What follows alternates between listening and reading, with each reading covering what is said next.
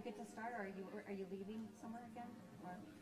Oh, I'm ready to start. I just want to say that number 4 in the action items, I need to have my questions about that. Okay. I guess they're going to first read anyway, so. Awesome. Thanks for the heads up. Appreciate it. You okay? Yeah, muscle spasm. It's really just getting out of the chair. If I had something to get out of the chair, I just don't have to do something. Got it. Which is, don't get me wrong, I'm comfortable. I like these.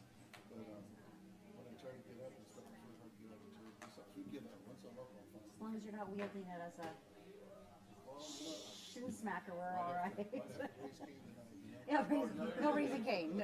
No raising cane. Awesome. Okay. Are we good to start, or are we waiting for a moment? Okay.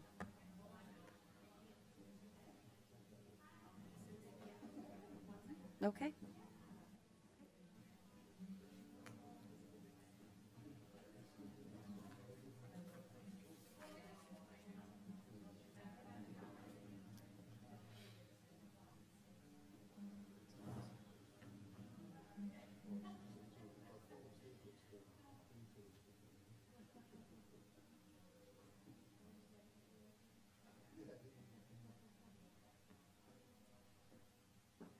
We good? Okay.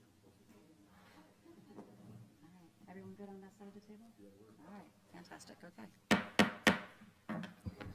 Good evening, and welcome to the regularly scheduled March meeting of the Bonsall Unified School District Board of Trustees. We'll begin with a roll call. Isla Eknom here. Eric Ortega here. Rachel Dombrowski here. Roger Murchat here. Larissa Anderson here, and hopefully our clerk, Michael Gaddis, will be joining us shortly. Until he is here, we are going to have Mr. Murchat act as the clerk for this evening. If we could all stand for the Pledge of Allegiance. And if our student board representative can lead us.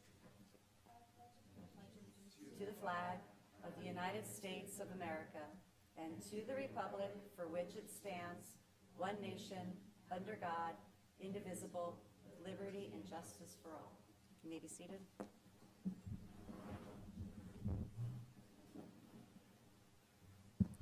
Prior to convening here in open session, the board met in closed session where we considered the appointment, employment, evaluation of performance, discipline, transfer, or dismissal of employees, discussed its position regarding collective bargaining with the Bonsall Teachers Association and the California School Employees Association, Chapter 703, in order to direct the superintendent as chief negotiator in the matter of BTA and CSEA contracts.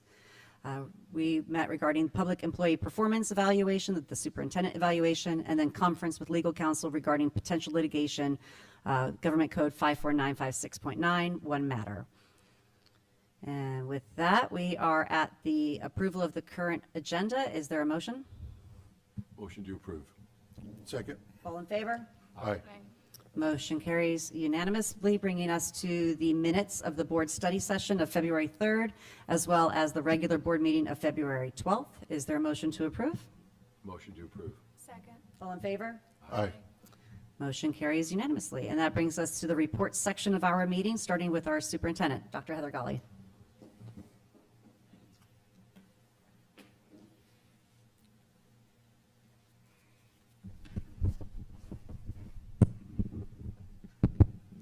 Good evening, esteemed board members, Mrs. McInerney, and BUSD community. It is a pleasure to welcome you to our March school board meeting. And as we move into this superintendent's board report, I want to begin with something that we celebrate every March across all of our elementary schools, and this is Read Across America. This is always a really joyful time on our campuses. Students, staff, community members all come together to celebrate the power of books and reading. And these are just a few pictures. You're going to see more in just a minute that capture some of those moments from our Read Across America celebrations. On the left, that's me reading a book called I think it's My Life as a Chicken. It was very interesting to a group of absolutely adorable first graders. And on the right, students participate in a book swap, and I'm not sure if Principal Fortney is going to mention this later, but it was really amazing to see all the students at Bonsall Elementary get to pick out 3 books each to take home. I love that events like this help students associate reading with joy, curiosity, and discovery. And I think it's a good reminder, in addition to the joy, these moments are fun, but they also tell us something very important, which is the lasting power of literacy. And this is a great quotation from Frederick Douglass. He said, "Once you learn to read, you will be forever free." We know that literacy opens doors, and we know that it gives students the ability to understand their world, to explore ideas, and to develop their voice as learners. So we really do appreciate that, and Bonsall Unified understands that deeply. And I also wanted to share, there's a lot of research, I think I mentioned some of this research last year. There's a lot of research that reminds us of how foundational reading is to long-term success for our students. It remains for all subject areas the foundation for learning. Students who read proficiently by 3rd grade are far more likely to graduate high school. It also builds vocabulary, comprehension, background knowledge that students need to succeed academically. And as a former English teacher, again, I'm very passionate about this. Nationally, reading achievement across the country declined following the pandemic. It just reinforces for us how important strong literacy instruction is and how important it is that we're building really amazing reading habits for our students. I also wanted to share a little bit more, and there's some great pictures here. I don't know if you noticed up here, there's a student dressed up for a Character Day parade. These I'll talk about in a second, some Bonsall Women's Club members who are on our campus. And here we have Principal Calabrese, I think there's Cat and Hat, and Paula firefighters as buddy readers for the day. In today's world, as we know, literacy is becoming even more important. We know that as technology evolves, especially with artificial intelligence, students are having more and more access to information instantly at their fingertips. But strong readers bring something that technology cannot: the ability to evaluate information, ask thoughtful questions, and think critically. So our goal is not just for students to access information quickly, that's great, but can they read deeply, think independently, and use technology wisely? And that starts really early. And an important way that we start that really early is reading aloud. Yes, Principal Anderson, you're there, and you're also going to show up probably in President Anderson. You're also going to show up in another report here, I believe. But this just reminds us of how important it is with young readers that we are reading aloud to them. It exposes students to richer language, it's strengthening listening comprehension, builds that background knowledge, and of course it helps build a culture of reading. And we need that in all of our schools, in all of our homes. We need a culture of reading. And that is where students associate books with curiosity and connection. Last week we got to see amazing examples of this. We had community readers visiting classrooms at Bonsall Elementary, I think over 40. We had, as you saw, the Cat in the Hat. We had Paula firefighters doing buddy reading. We had alumni readers coming back to Bonsall West, really special, and you'll see a picture of that in a moment. These moments are definitely simple, it seems, just reading aloud to a kid, but it's really meaningful, and it shows our kids that reading is valued not just in school, but across our entire community. And of course, that reflects the kind of learning culture that we're building in Bonsall. It connects directly to our framework for the future, which is how we guide, how we prepare students to be engaged community members and to fulfill all those learner profile outcomes that you see there. I always like to pause and take a moment to ask Isla, our student board representative, to remind us, please, of our vision and our mission. Could you read those for me? Our BUSD vision is that all students in Bonsall Unified School District engage in rigorous and relevant learning experiences that inspire them to become productive community members and future-ready lifelong learners. Then our mission statement is that we empower all students to thrive in a positive, safe, and supportive environment through high-quality education focused on the whole learner. Thank you so much. Again, those statements guide what we do. It's very important. And of course, the learner profile outcomes that you see there on the right, that's what we want to foster in all of our students. So I just want to highlight a few examples of what we see across the district, because it's always nice to see the learner profile in action. I had mentioned the alumni community readers at Bonsall West, and every year alumni come back and they read to our students. So for younger students, how powerful to see someone who sat in their same classrooms coming back and sharing their love of reading. It helps them not just imagine their future, but it also reinforces literacy, the lifelong learning. And it's a great example of community connection. The fact that these alumni want to come back and they want to read to our students speaks to the experience here in Bonsall. I also wanted to highlight our adult transition program, and this is definitely our learner profile in action. This program supports students as they develop life and workplace skills, and every week Mr. Quinn and his team and all of the students go around the whole district office with a snack cart, and they're practicing customer service, they're practicing handling transactions, interacting with staff, and those experiences are building for the students confidence, independence, real-world problem-solving skills as they're preparing for life after school. Here's another example, learner profile in action. I asked a few Bonsall West 6th grade students to share some feedback with me. I pulled them out of class and I said, we're building a different survey for students that's more of a climate survey. And I wanted feedback on whether or not the questions to them made sense. They read it so carefully. They gave me excellent feedback. They said, I don't think that communicates what you want it to communicate. I think you should change this. Next week, I'm taking the same experience to Bonsall Elementary, and I'm going to have our Superintendent Student Advisory Council coming up, and many opportunities just to engage the student voice, because we're helping them practice to be effective communicators and critical thinkers, and that's also helping us improve the student experience here in Bonsall, okay? Another great example, so proud of these students. These are our BHS Academy ambassadors, and they recently went to Bonsall West. They also did this at Bonsall Elementary, and I know if they haven't gone to Vivian Banks yet, they are, but they went to talk about our academy programs at the high school, and it was wonderful. Students just showing their communication skills, showing that they're leaders, and also inspiring our younger learners so they can think about their future pathways. It was wonderful. Look at these pictures. I know someone took some really great pictures of our baseball and softball teams. Also, wonderful examples of our learner profile in action. We have so many amazing athletics, and through athletics, students build discipline, teamwork, resilience, leadership. We see great examples of that across our district. They really have to persevere through challenges as well. And here's another great example. You see maybe someone familiar right over here. This is Isla, our student board rep. This is our early college associate teacher certificate students. And they are an amazing example as well, gaining hands-on experience by supporting classrooms at Vivian Banks. And I know that they're going regularly to get their own practice, but it's also such a benefit to our students. And our students get to see careers in education and child development, and they're also building those leadership skills. And our students get to have additional role models in the classroom, which is amazing. Now, many of these opportunities, as we know, are only possible because of the wonderful community partners that we have across our district. I already highlighted a few. You're going to see a few more tonight.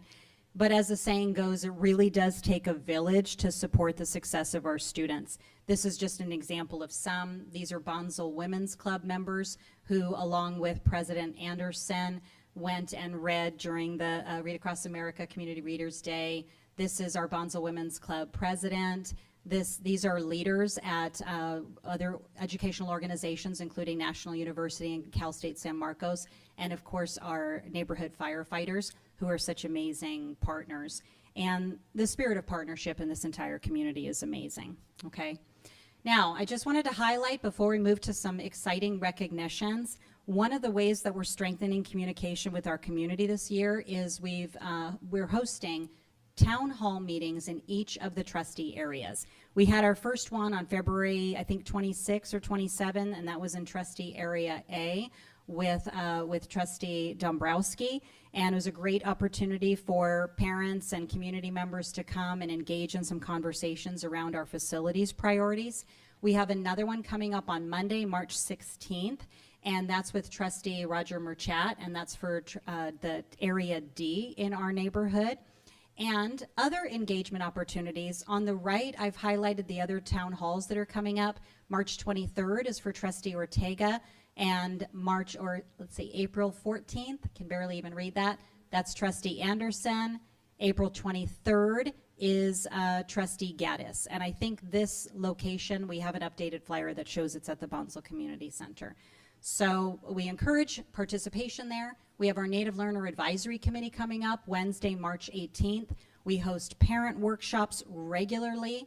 We have family literacy nights every single month that have been incredible. And another amazing partnership with Bonsall Women's Club. We're very excited for this year's Stages of Inspiration Art Contest. And we're in the time period right now where submissions are being accepted, I think up through April 10th, or it says there April 7th or the 10th. But we want to have a lot of participation. It's an amazing event, and it showcases the spirit of community and service and collaboration that we have here in Bonsall Unified. So just some nice highlights of our learner profile in action.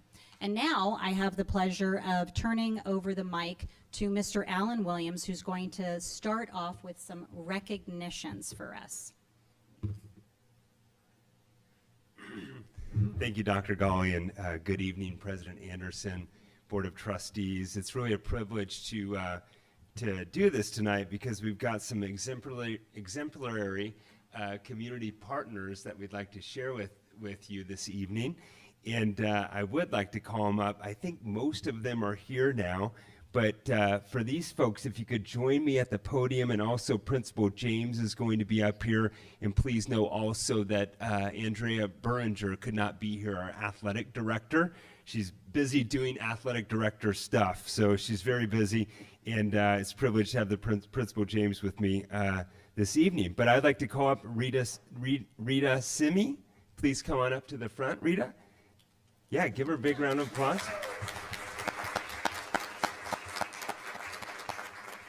And also, Andrea Trujillo, is Andrea here? I didn't see her. Okay. Jen Leung, please come on up.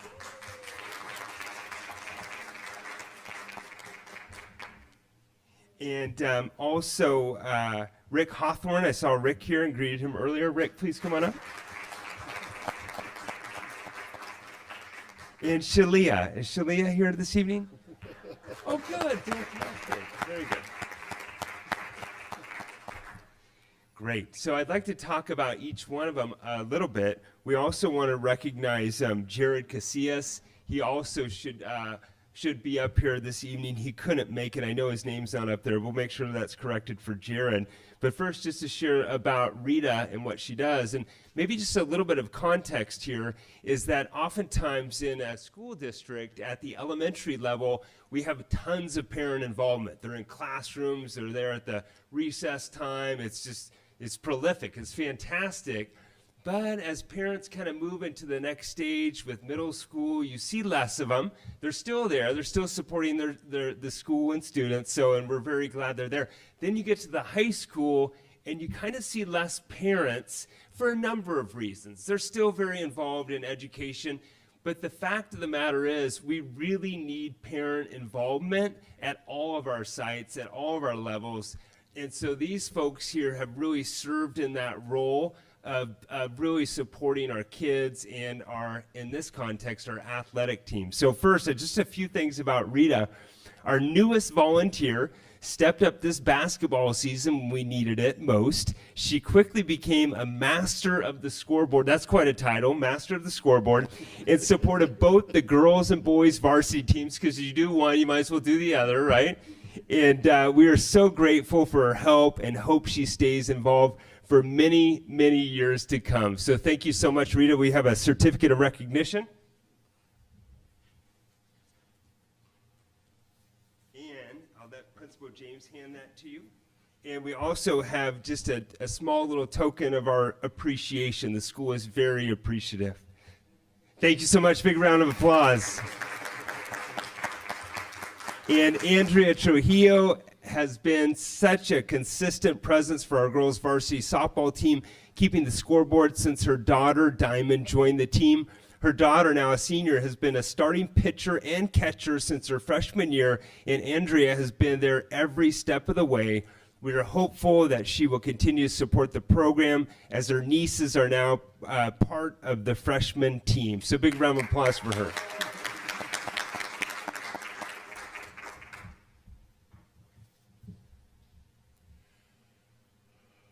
And I know, governing board, that you know this person really well, Jen Leung. She has kept, so amongst all her other duties that she does, get this, she has kept the official scorebook at every home volleyball game for the past 4 years. That's incredible. Her son John has played on the team. Her dedication to this detailed and sometimes tedious work has been invaluable. She did the same when she really superintended getting our schoolhouse in its current location out here. It's fantastic. I cannot wait for the steps to come in. I want those stairs to be there too. It's so beautiful. That's beside the point, but I wanted to point that out. And she will leave big shoes to fill next year. So I guess you're retiring in this role. Oh, she thinks so. Big round of applause for Jen. If we could present, did I give you?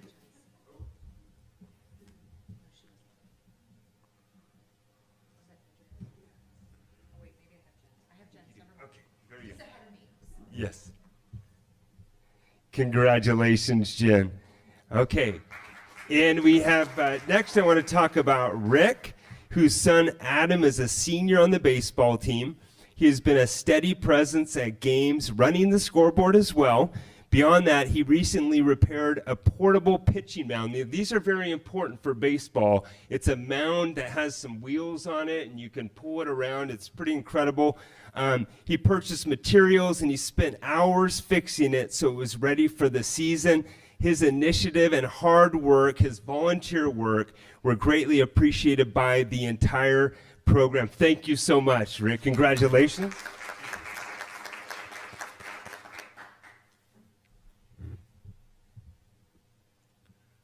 And finally, and this is fitting that this one's last, for Shalila Smith and Sheila, excuse me, Sheila. Okay, maybe I'll go with Mrs. Smith.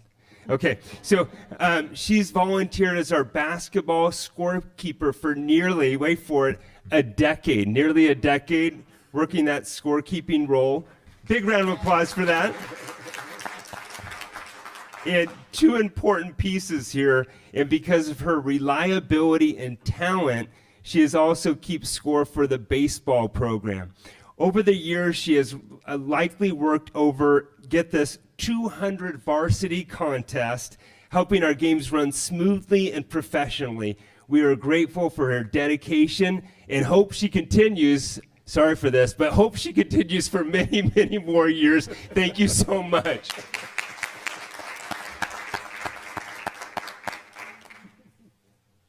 And we'll present that to her in just a final words, and then we want to get a snapshot with you all, please.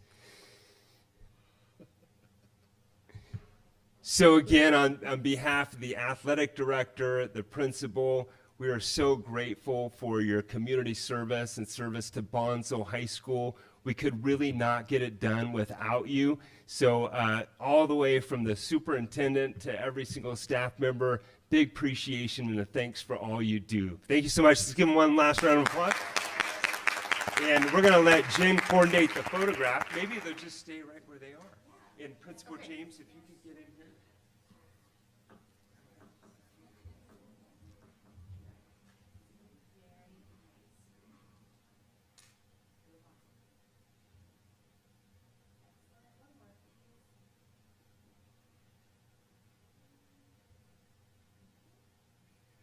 I think it's a fantastic photo. Congratulations.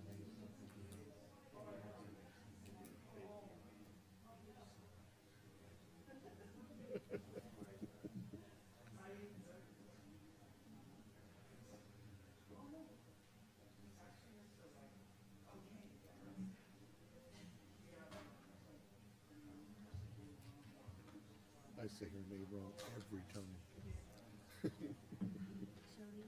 And now we have a very special recognition. We're going to bring up Laura Castro.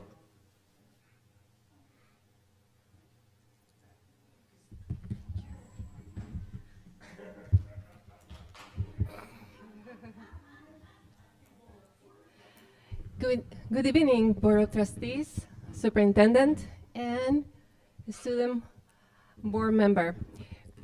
Today we have the privilege of recognizing a valued leader who has served our organization with dedication and excellence for nearly 12 years as our Purchasing and Risk Management Director. I would like to invite Alexis Chapman to please join me at the podium as we celebrate her service and retirement.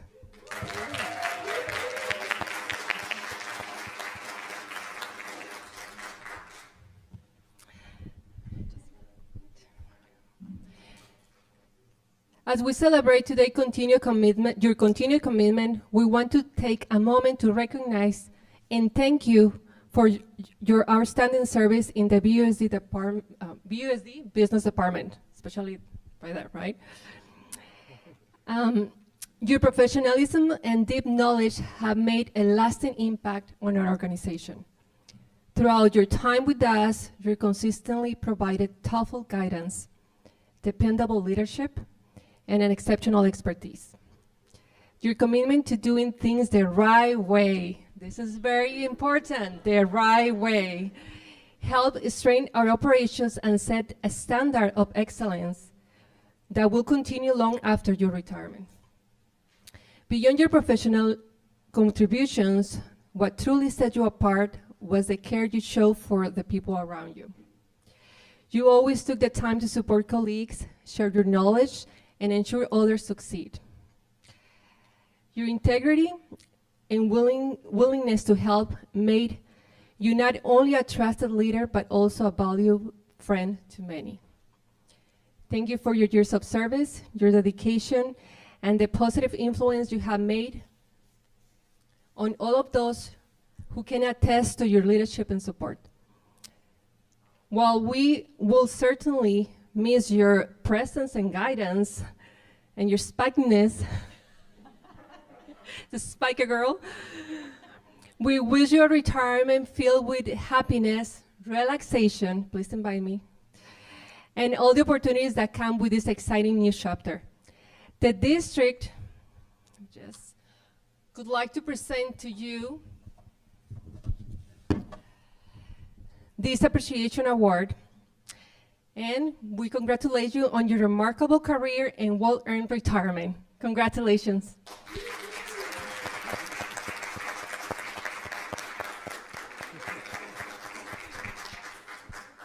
So I know that Alexis would like to share some words. Yes, and I'm going to pass the time to her.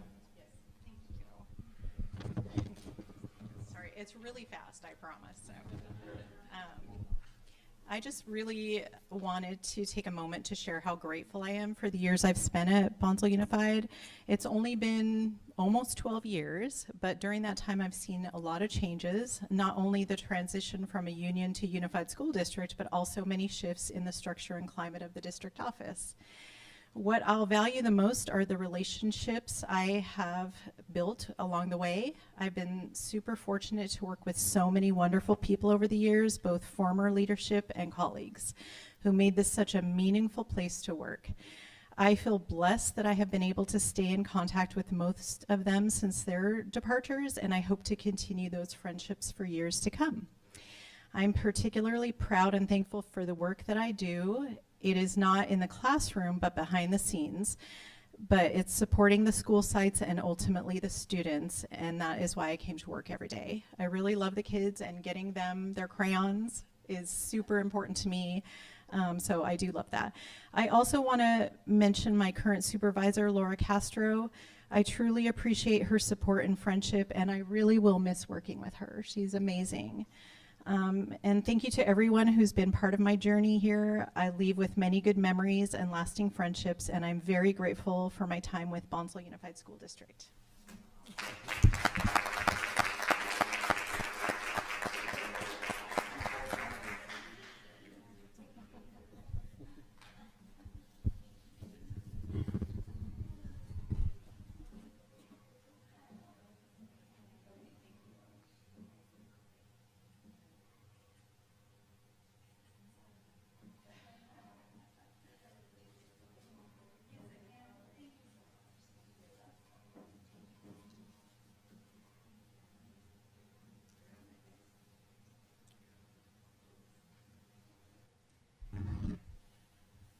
Good evening, Board President Anderson, Board of Trustees, Superintendent Gali, and members of our Bonsall community. It's my pleasure to introduce one of our outstanding students from Bonsall High School, an 11th grade student who will help us highlight the talent and dedication of our district's music program this evening and our teacher. So tonight, she will have the honor of introducing Mrs. Pecor and the talented students who will be sharing a special musical presentation to the board. So please join me in welcoming to the podium Lily Olson from Bonsall High School.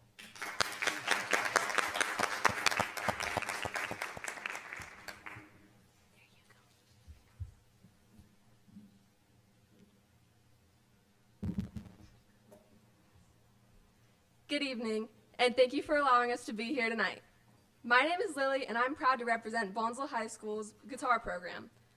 This year, our guitar class has grown to 23 students in our new section, and tonight, 9 of us are performing on behalf of the whole class. Over the course of this year, we've spent a lot of time developing our skills and learning how to perform as a group. Guitar might seem like an individual instrument, but in a class like ours, every player contributes something important to the overall sound.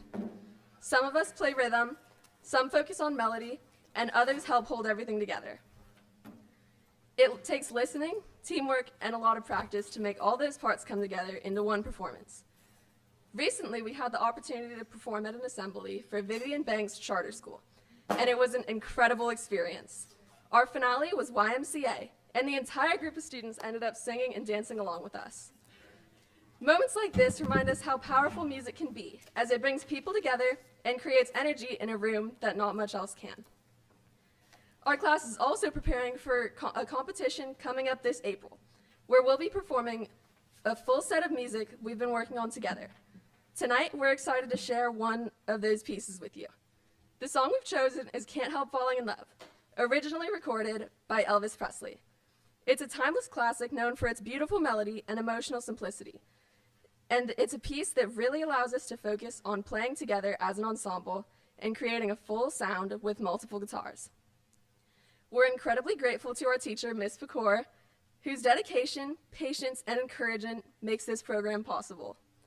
She challenges us to grow as musicians while also reminding us to enjoy the process of making music together. Thank you again for your time and for supporting music education at Bonsall High School. And now, it's our pleasure to share our performance of Can't Help Falling in Love.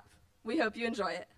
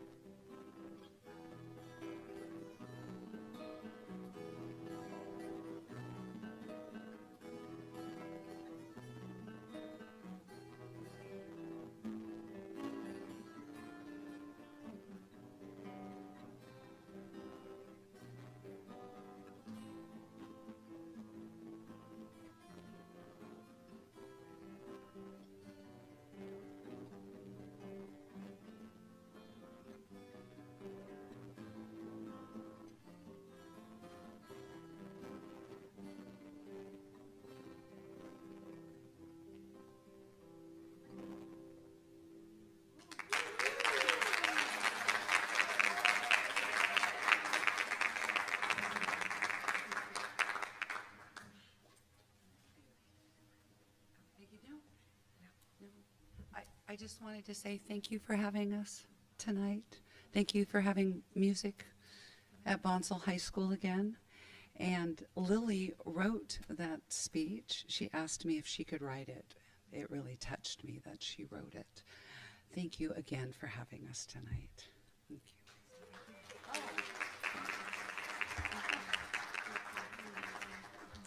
Well, I know Ms. Pecor, I speak for the students. You've heard the beautiful introduction that your student wrote. And for all of us here, we thank you so much for your dedication and your talent that you're willing to share with others, and just the harmony that you've created at this campus, on our campuses, both at Bonsall High School and at Sullivan Middle. And for that, we thank you.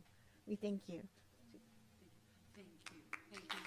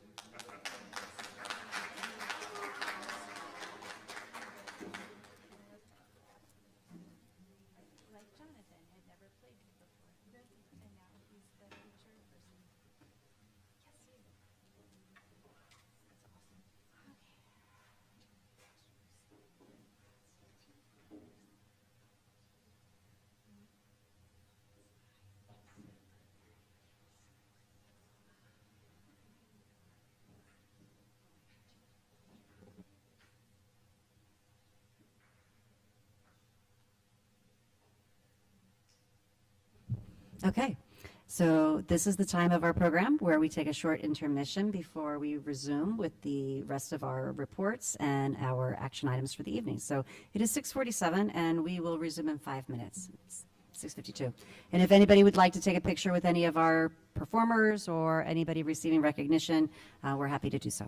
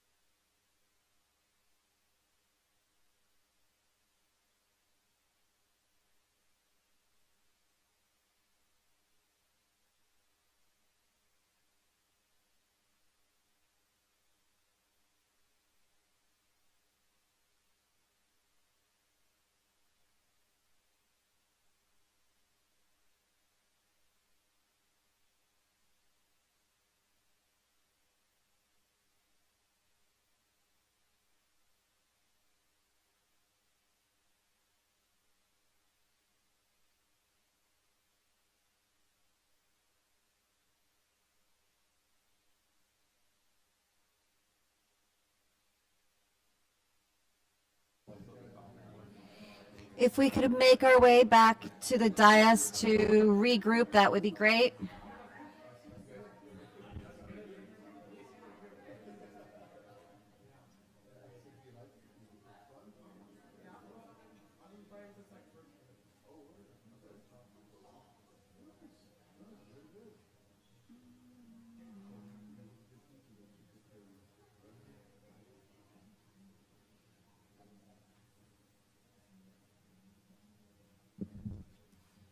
All right.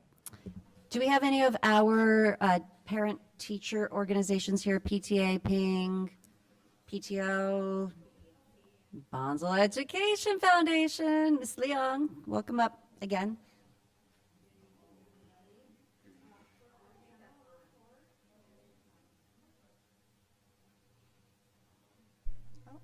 Better? Hello? Hello? Okay, for our general report, I'm going to let our student board member, Isabel Rodriguez, speak to you.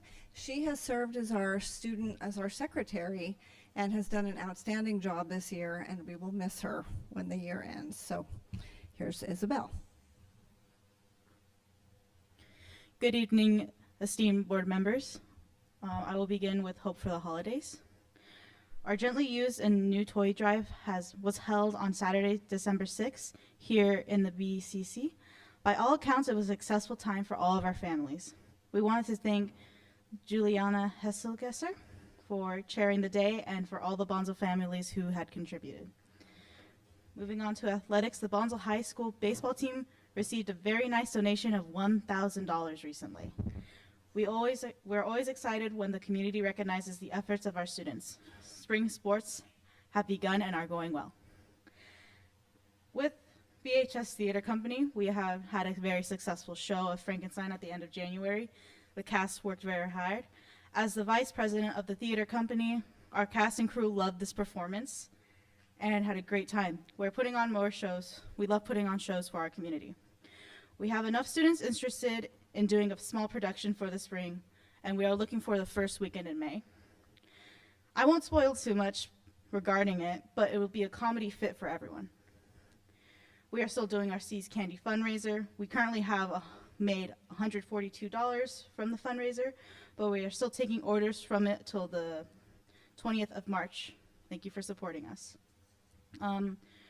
Next, Bonsall Bingo. BEF approved a new program called Bonsall Bingo to benefit the Bonsall Forward initiative. We hope to have the first night on Friday, April 17th. The Bonsall Bingo team is Alan Williams, Gina McEarnley, and Jen Ariano.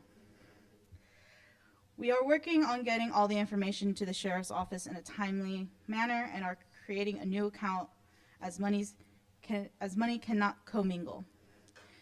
This event will be a 21 and older event and will be cash only. Be on the lookout for more information as we gather the momentum. Regarding SMS donation, in January we were surprised by a substantial donation of $25,000 for Sullivan Middle School. We are awaiting to hear from Ms. James and her team about how they would like to spend those funds. Regarding the schoolhouse, the front stairs will be constructed over spring break and Ms. Jen will be around to supervise. Next, our third annual Bonsall Golf Classic. We're getting ready for our third annual Bonsall Golf Classic benefiting athletics at both SMAs and BHS. We're at the Golf Club of California, again at 1 p.m. start, and this will be a 4-person Scrabble format. A box lunch will be provided by Jersey Mike's, and entry also includes green fees plus cart and range access. Again, there will be items for silent auction. After golf, there will be ice cream with winner announcements and exciting prizes. Lastly, the car show. We're gearing up for our 5th annual BHS car show in October 2026. More of that is to come. Now, Ms. Jen would like to say a few words.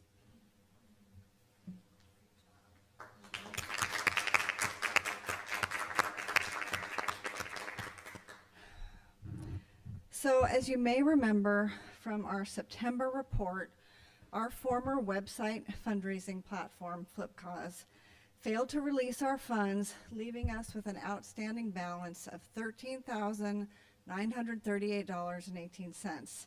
And these funds directly impact our College and Career Center, the theater company, support our students campaign, and athletics for both the middle school and the high school. Despite initial assurances of repayment, after we canceled our subscription, Flipcause failed to meet its obligations. In December, the state of California issued a cease and desist order against Flipcause due to their failure to remit donations. Their payment processor, Stripe, subsequently froze their assets, and Flipcause filed for bankruptcy later on that month. Over 3,000 nonprofits have been affected, and $29 million of donations are missing. It's very upsetting. And while the outlook for recovery of our funds seems pretty dim, we are aggressively pursuing all legal avenues to hold Flipcause leadership accountable for their actions. We filed a report with the Attorney General. We filed a complaint with the Federal Trade Commission. We filed a claim against Flipcause in bankruptcy court. We filed a complaint with the FBI. They are building a case. We've written a letter to Congressman Darrell Issa, and we're completing paperwork now to join the class action lawsuit against Flipcause. I have attended every hearing and meeting of the unsecured creditors except one, and sadly that is how we are seen, as unsecured creditors, even though those monies belong to us. And last Friday, I attended a hearing in which the chairman of the board of Flipcause was under oath.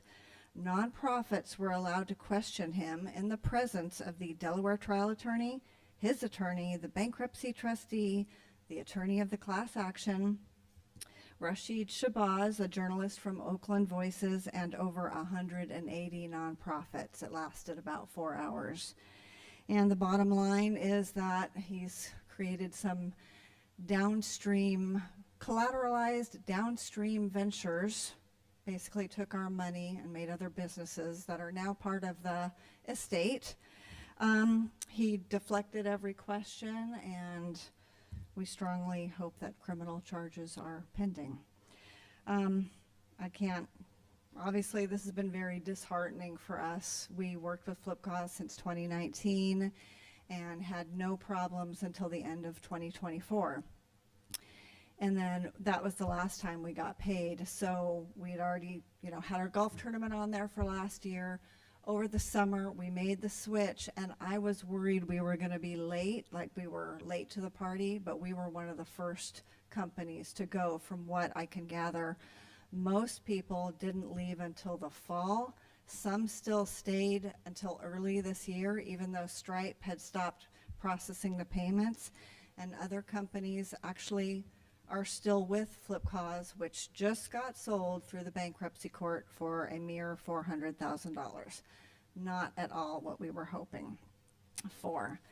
So the best thing to come out of this is that there are hundreds of nonprofits that are supporting each other, talking with each other, helping each other with the paperwork, and giving that kind of feedback on stuff. And we wouldn't have known any of this. I mean, we obviously knew there was a problem, but I just have to sing the praises of the journalist Rashid Shabazz, because he's created the information, brought all of us together in an email chat and a WhatsApp chat, and he is the reason I think things happened so quickly and that California did what it did.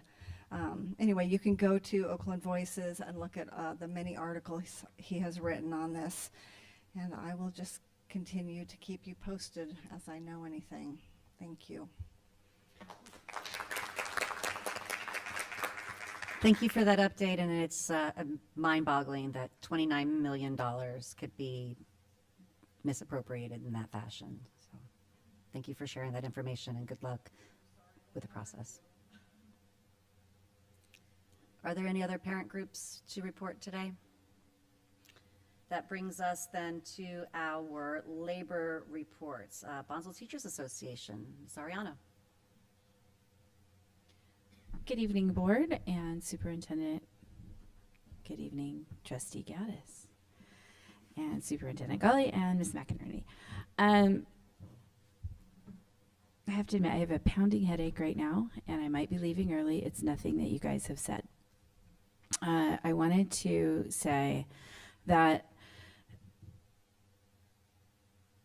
I keep stressing to my members that we have a team of very quality, nice, good-hearted people, from the Board of Trustees to Superintendent to Ms. McInerney to even Human Resources. That's an inside joke because unions are always battling with them. But no, you really assembled a team of very nice people. I mean, they really lead with their heart. And that's what kind of makes Bonsall a beautiful place to work and to also send your child to school. And I'm really proud that my son attends Bonsall High School, which I think is a special, magical place.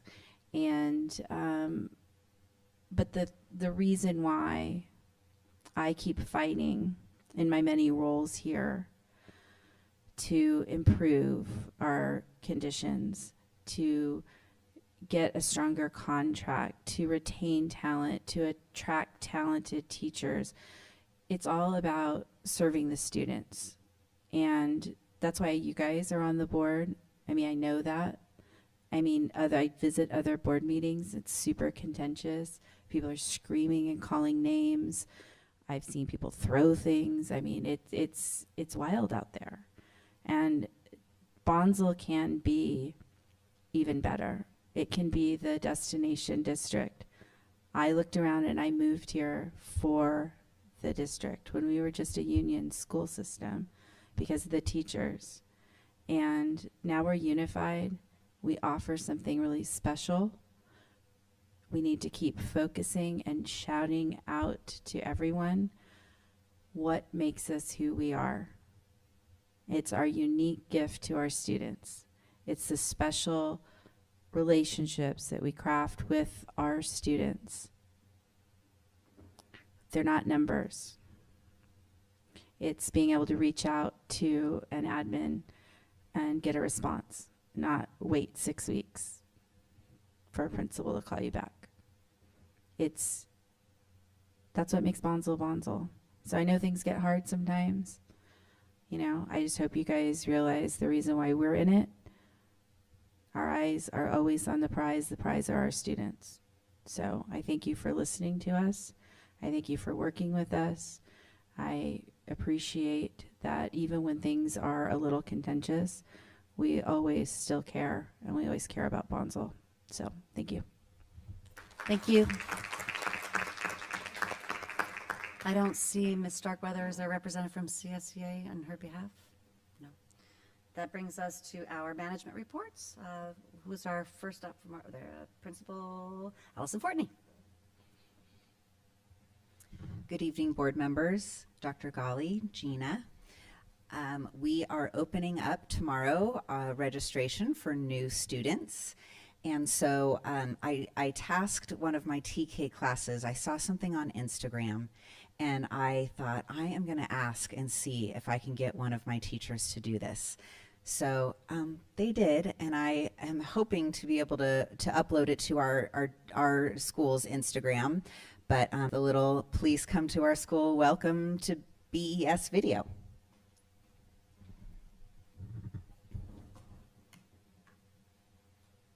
We did check it. Are you ready? Are you ready? Are you ready? Ready, set, go. Those were TK students. Sorry it's so small. But those Are you ready? papers say Get ready. in English and Spanish, but we have a seat for Green. you. Are you ready? Oh, thank you, Christian. Are you ready? Are you ready? Ready, set, go.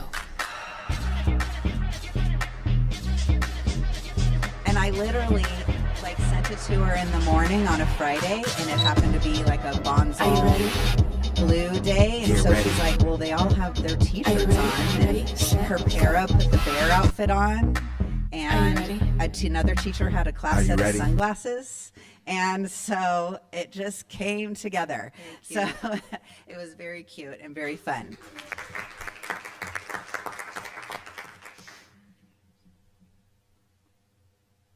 Okay, I'm going to start with our multicultural celebration. This was our second annual multicultural celebration, and we decided to do it in February because last year we did it in May, and it was so hot.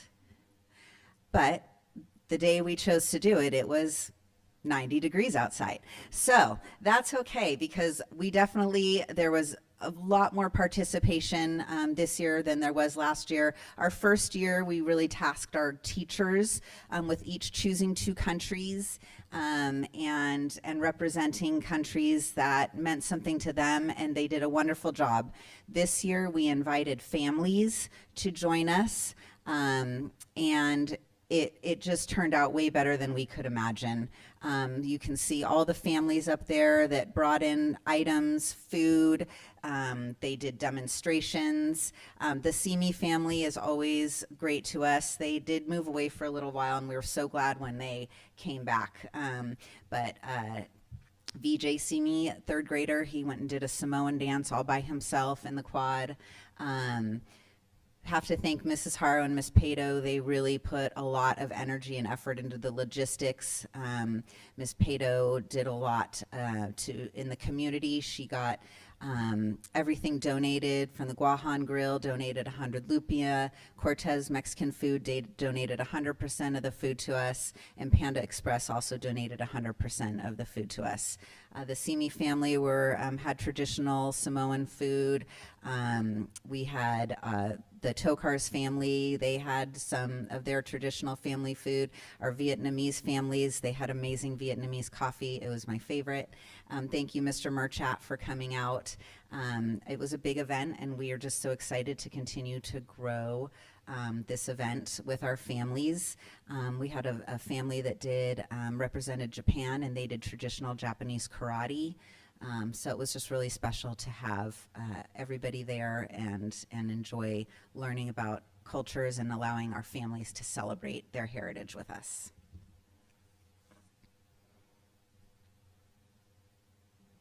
Okay, some pictures here. Over on the left-hand side there, we celebrated the 100th day of school, which is always a really big deal in kindergarten and TK. Our kindergarten teachers dressed up as old ladies. You can see one student up there. It was so cute to watch them come in the morning. I have so many pictures, and I wish I could share all of them with you. One student had 100 pennies glued to his shirt. Some kids were dressed as twins. Little girl there, 100 days brighter. So it was really fun. They had a lot of fun activities. And then even in some other classes, some 2nd grade classes did some STEM rotations, 100-day STEM rotations. So it was fun to see those activities.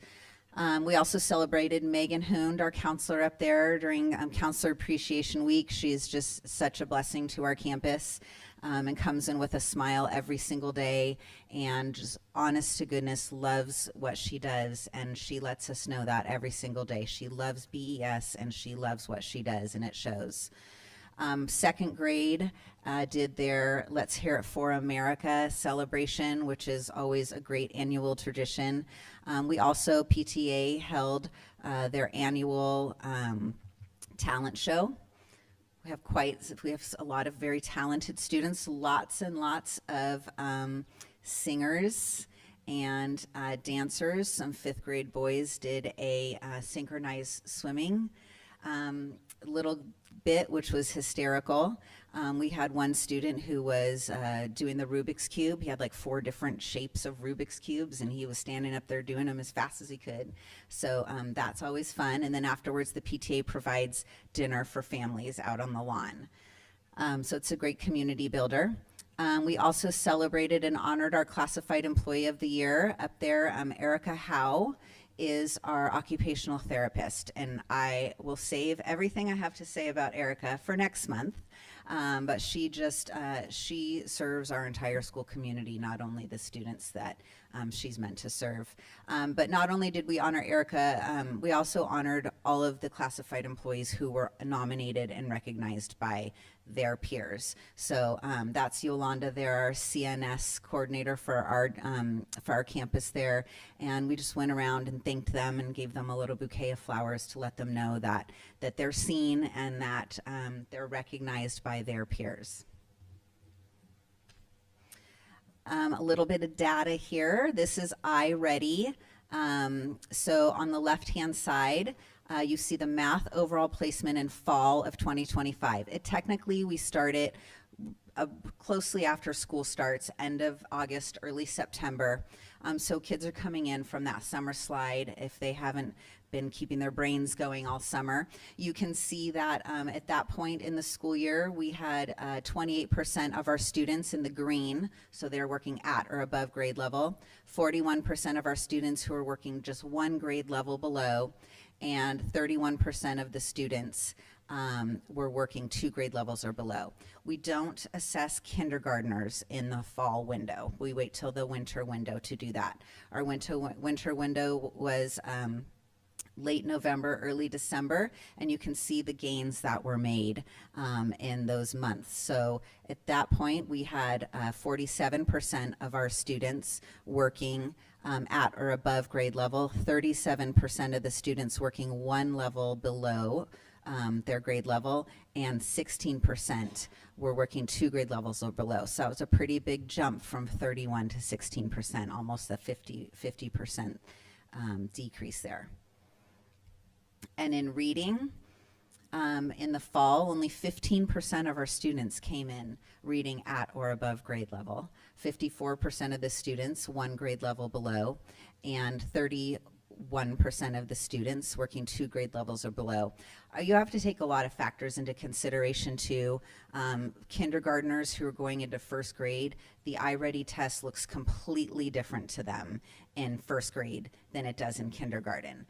So they left kindergarten where the iReady test was read to them, and then in 1st grade they're having to do a lot of the reading themselves. But this gives teachers a really good baseline as to where they need to go to support their students. So in the winter placement, we had 32% of our students working at or above grade level, 53% of those students just working 1 grade level below, and 16% of the students working 2 grade levels or below.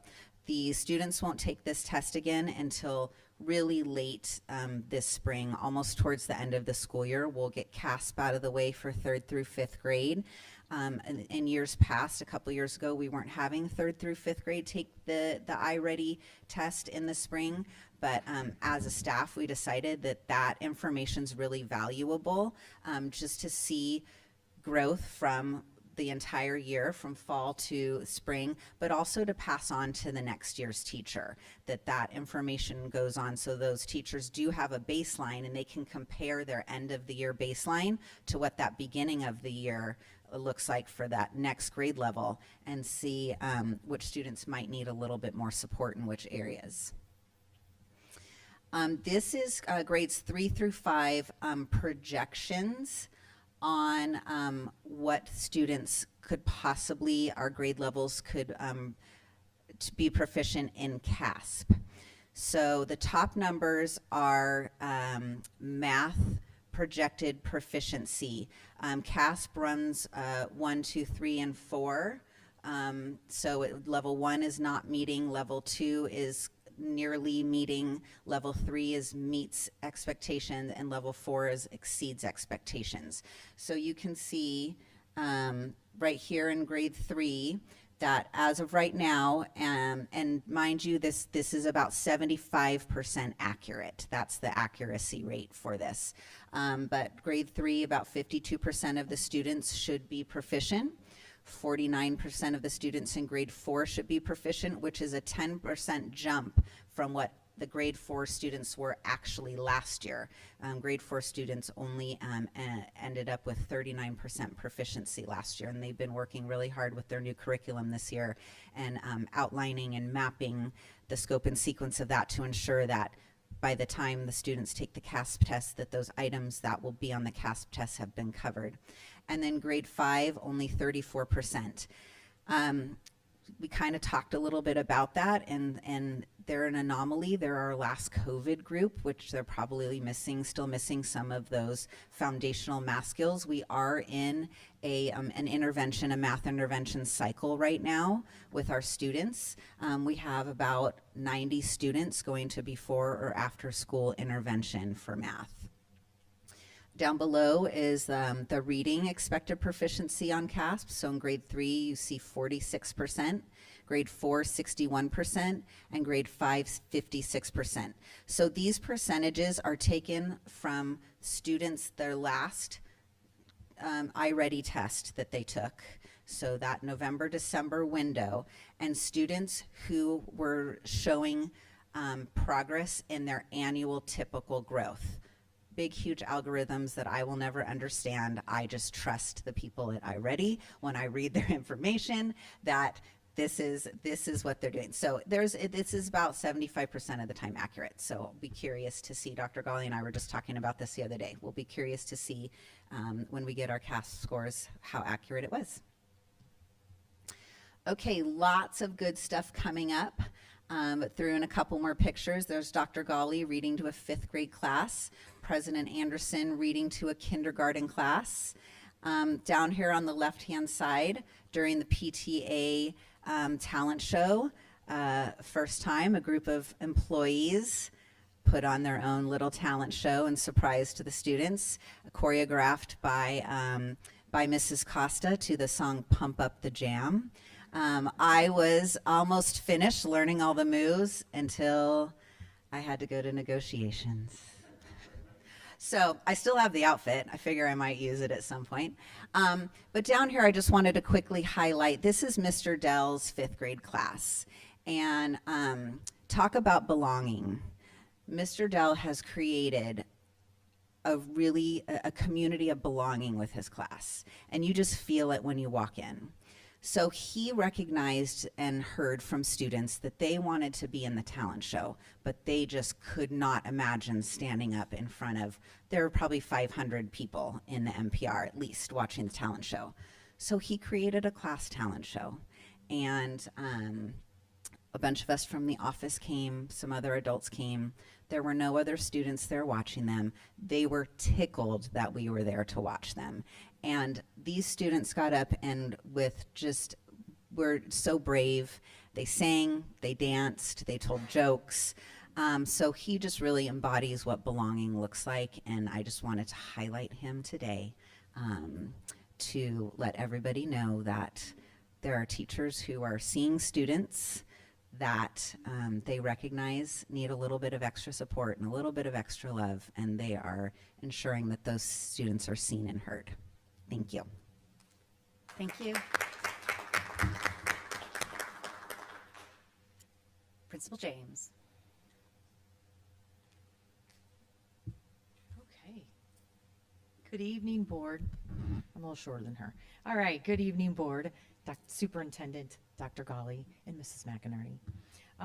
So as you can see in this front page, let me get to the right school. Here we go. We've got at the bottom corner, we've got our Superintendent Advisory Council, which at Sullivan Middle School and Bonsall High School came together, and they shared their voices and perspectives directly with district leadership and Dr. Gali. These meetings foster authentic student voice and empower participants to advocate for their peers while developing important communication and leadership skills. And I'm sure Dr. Gali will second the motion that all of these students were very outspoken, and they really represented their peers well in telling very truthful stories, which should be told, but in order for us to come together and really support them. So we've picked a really good group of students, and it's hard because we have so many. So thank you for the opportunity, Dr. Gali, to bring these students together so you can really hear the voice of our students. So as you can see over in the other picture, we have her classified into, I too will wait till next month, but we have Josefina Gonzalez, and she's one of our paraprofessionals who's outstanding, amazing, they all are, but she really shines because of the support and things that she brings, not just into our ELD classes, but the support in all of our general education classes, and she helps out wherever, in every class. So we'll talk more about her next month, which is great. Okay, we've got our sports, student voice, and creativity and excellence. So if you see at the top picture, we have our semester award ceremony, which we had, I told them we had record breaking. I said, teachers, are you sure we have record breaking? But the students were so excited and so quiet, which was unheard of as we called all the names up. So we had about 380 students get awards, which was a lot. But they've worked really hard, and especially our 8th grade, because we do see all 3 years, the 6th, 7th, and 8th. And at the end of the semester, we'll be doing the separate 8th grade awards that will really highlight what they've been doing for the full 3, and then coming up on some special medals that they get. We have a silver, bronze, and gold for them. We also had the girls soccer and boys basketball that finished our season strong. They worked hard, and we're rolling right into our spring sports, which is our track and field. And we also have our girls basketball and our boys soccer. And then if you can see the last bullet point, which I had to reread it. I know we're doing our true north at 2030, but I feel like that's so far away, but it's really not.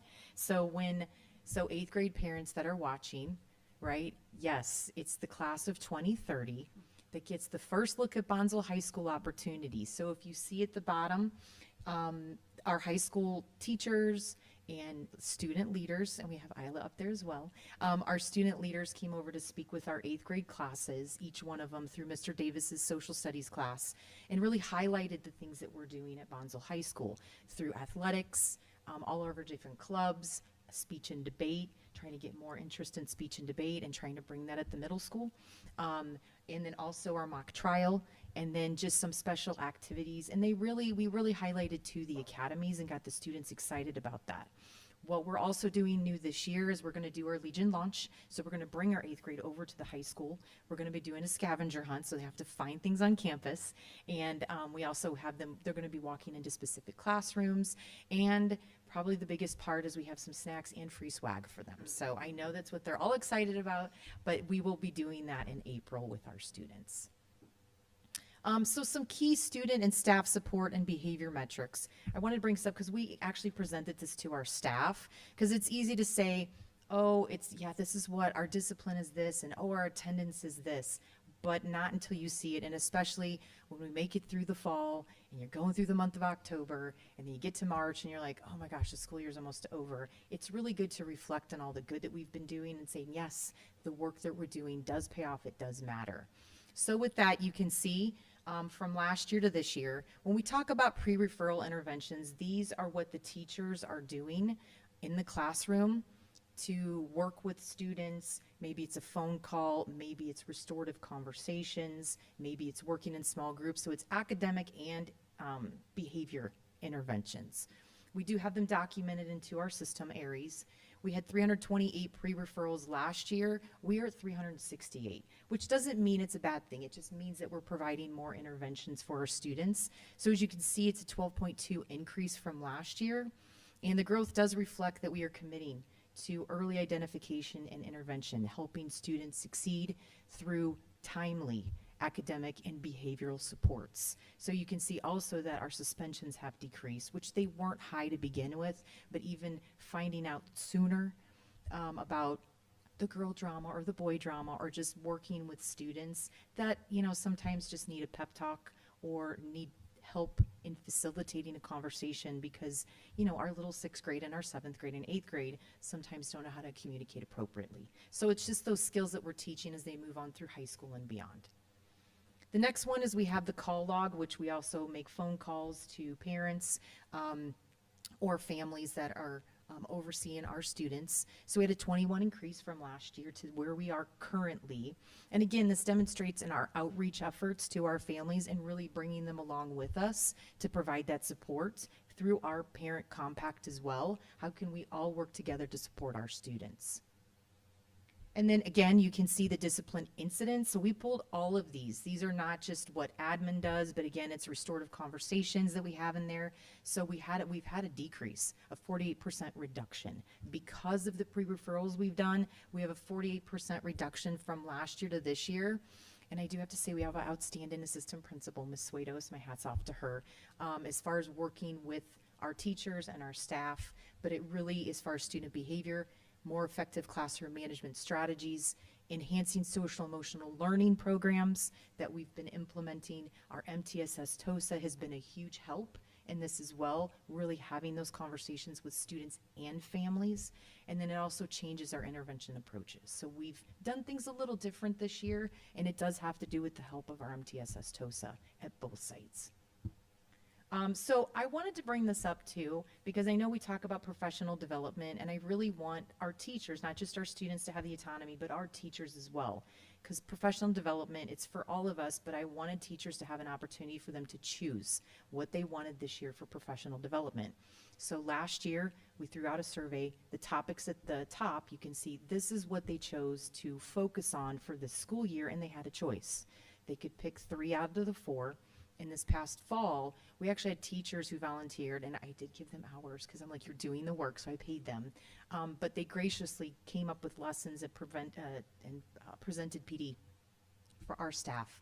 But this is really, they said, hey, we want AI and technology. We want classroom management strategies. We want differentiation for our EL and SPED, and we want small group collaboration. What does that look like? So we had different groups, so teachers were able to, on Fridays during collaboration, really pick in what they wanted to with those strands. So this is the feedback that we got from them, because we gave them a survey at the end, and it was the majority of participants rated the cohort model as an excellent, and they feel very confident applying new strategies in their classroom. The next one, the topics, they identified the IEP's procedures, classroom management, behavior intervention strategies, and AI integration. They love that because now they can tell more when the students are using AI. It was helpful, but it also helps them manage their time. And I said, look, I'm going to give you the gift of time. So if it's going to help you create a lesson for our students and really help differentiate that, it's the gift of time for them. And then looking ahead, so we are going to do this next year too. I just spoke with leadership, but participants, teachers prefer monthly or twice per semester sessions because we were doing it quite often. So we're going to change that up from feedback. But they want to continue with deeper AI integration and dedicated time for professional reflection. So that was a good nugget for us. So as we move forward next year in year 2 of this, I just wanted you to be aware of how we're supporting our teachers and really giving them the autonomy of what they want out of their professional development during the school year. So upcoming and thank yous. You can see at the top, we did celebrate, I have Carrie up there, our counselor, Mrs. Gressbrink. We did celebrate her, and we had all the students, like we wore her favorite color all day. We took selfies with her. We surprised her with a bunch of food and hearts and all the love notes that our students wrote for her. And then if anybody wants the QR code, it's right there. Sees Candy, we are also doing. So I had to put that up there for our PTO. We also have spring sports tryouts. March 17th, we have our show choir and guitar that'll be playing. We have our LCAP forum, our spring dance, which all the students get excited about. We actually are doing some blow up stuff up there. And then we have our career day, which we have our largest group.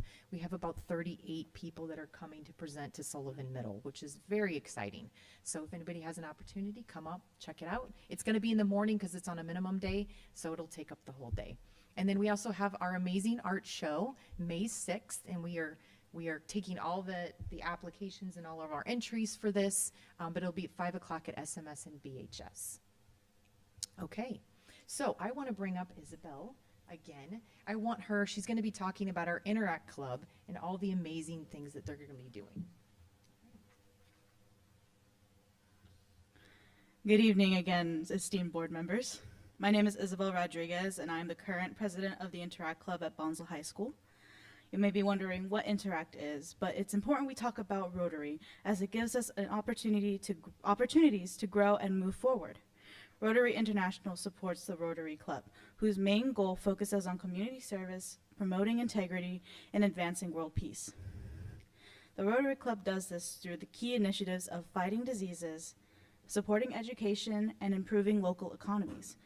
Our Interact Club helps create more future Rotarians who wish to continue helping their community well into their adult years. Through enabling students to participate in community service and volunteering, as a club, we provide opportunities for students to bond with each other and community members to foster a love for service while gaining new and impactful experiences. Currently, we have the following plans moving forward for the club and how we plan to help out our community. I'd like to share our current plans towards and providing our assistance in the local community. Firstly, our club is helping with selling snacks for the baseball and softball, at home games alongside ASB, and we did so for the first time at yesterday's home games. Next, we have a leadership meeting next Monday to introduce ourselves to fellow Interactive Club members statewide. This is just one of many Rotary Interact events we currently have planned to attend. As I've mentioned before, we have events planned in the near future. We currently have 15 students volunteering for the Fallbrook Arts in the Parks event happening on April 26th. I've been in contact with Ms. Donna about it and how long everyone can stay. We've also been looking into cleaning up beach events for Rotary has asked for help with, as well as help in Los Pensicos Canyon Preserve environmental enhancement projects. Our advisor, Mr. Darte, and our club council has all been so proactive and helping in launching this club forward to make a difference. With Isla Nicknam as our vice president, Evan Pepper as the secretary, and Zhang Liang as the treasurer, our leadership is in capable hands. Thank you so much for your time, and Ms. James will continue it from here. Okay, that was great. All right. Okay, we've got, all right, if you take a look at the upper corner, we've got our mock trial, and I know Dr. Ghali mentioned this last month, but we're very proud of our mock trial. We had an outstanding year. We finished the season with an amazing 4 individual awards for Bonsall High School students, and there were 44 teams with 15 to 20 students each. The committee only gives 30 awards in total. So we were the only school that got more than 2 awards, and many of the schools got no awards at all. Our students are truly outstanding, Isla being one of them, and our mock trial team, congratulations to them for such an outstanding season, and Mrs. Armijo, who leads our amazing team. Also, I love this picture in the upper right-hand corner. It's just our students work so hard for our blood drive, and they pose. It was like, we're going to pose for this picture, and it was like muscles out and thumbs up, and we also have our president, Mrs. Anderson, up there.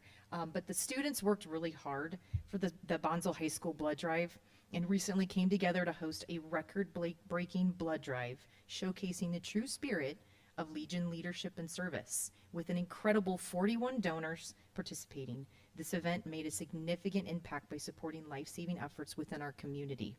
The strong participation reflects the compassion, responsibility, and commitment to service that defines our Bonsall High School students. Beyond the powerful act of donating blood, our students also work to raise funds for scholarships, demonstrating their dedication to supporting one another and investing in our future opportunities for their peers. All right, nextly, we have our BattleBots tournament, which you can see at the bottom. So our BattleBot high school students put their creativity, collaboration, and engineering skills to the test during our exciting BattleBots experience. There were no sparks this year. I told them, please do not do that. We don't want to catch something on fire. So he promised me there would not be sparks, and there weren't, right? They worked really hard the teams designed, built, and programmed their own robots that faced off in a friendly competition that showcased the problem solving and innovation. Beyond the battles, this hands-on experience gave students real-world exposure to STEM concepts and innovative design. So the 2 winners, congratulations to our champions, Gio and Trenton. There's a couple at the bottom right there. Okay, our esports, I just got an update. He texted me during the meeting. The coach, Mr. Shaw, we recently beat Mission Vista in our esports tournament. Yay, which put Bonsall High School, I know I had to say it right, it put Bonsall High School in the 6th out of the state. And we have Cody G, who is the highest ranked individual player in the state. So and there's huge scholarships for esports, like they're giving away huge scholarships.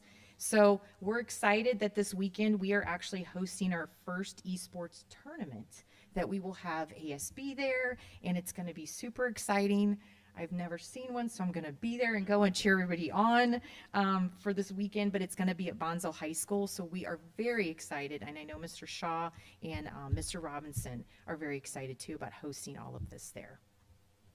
If you see in the upper right-hand corner, we had senior night for our winter sports, and then our girls basketball team. So our seniors were very excited, and I don't know if anybody's ever been up there, but they put on a huge celebration, the balloon arches and everything. Families come, and it's a huge celebration for our seniors. A lot of them, like you can see the two here, this was their first year playing basketball.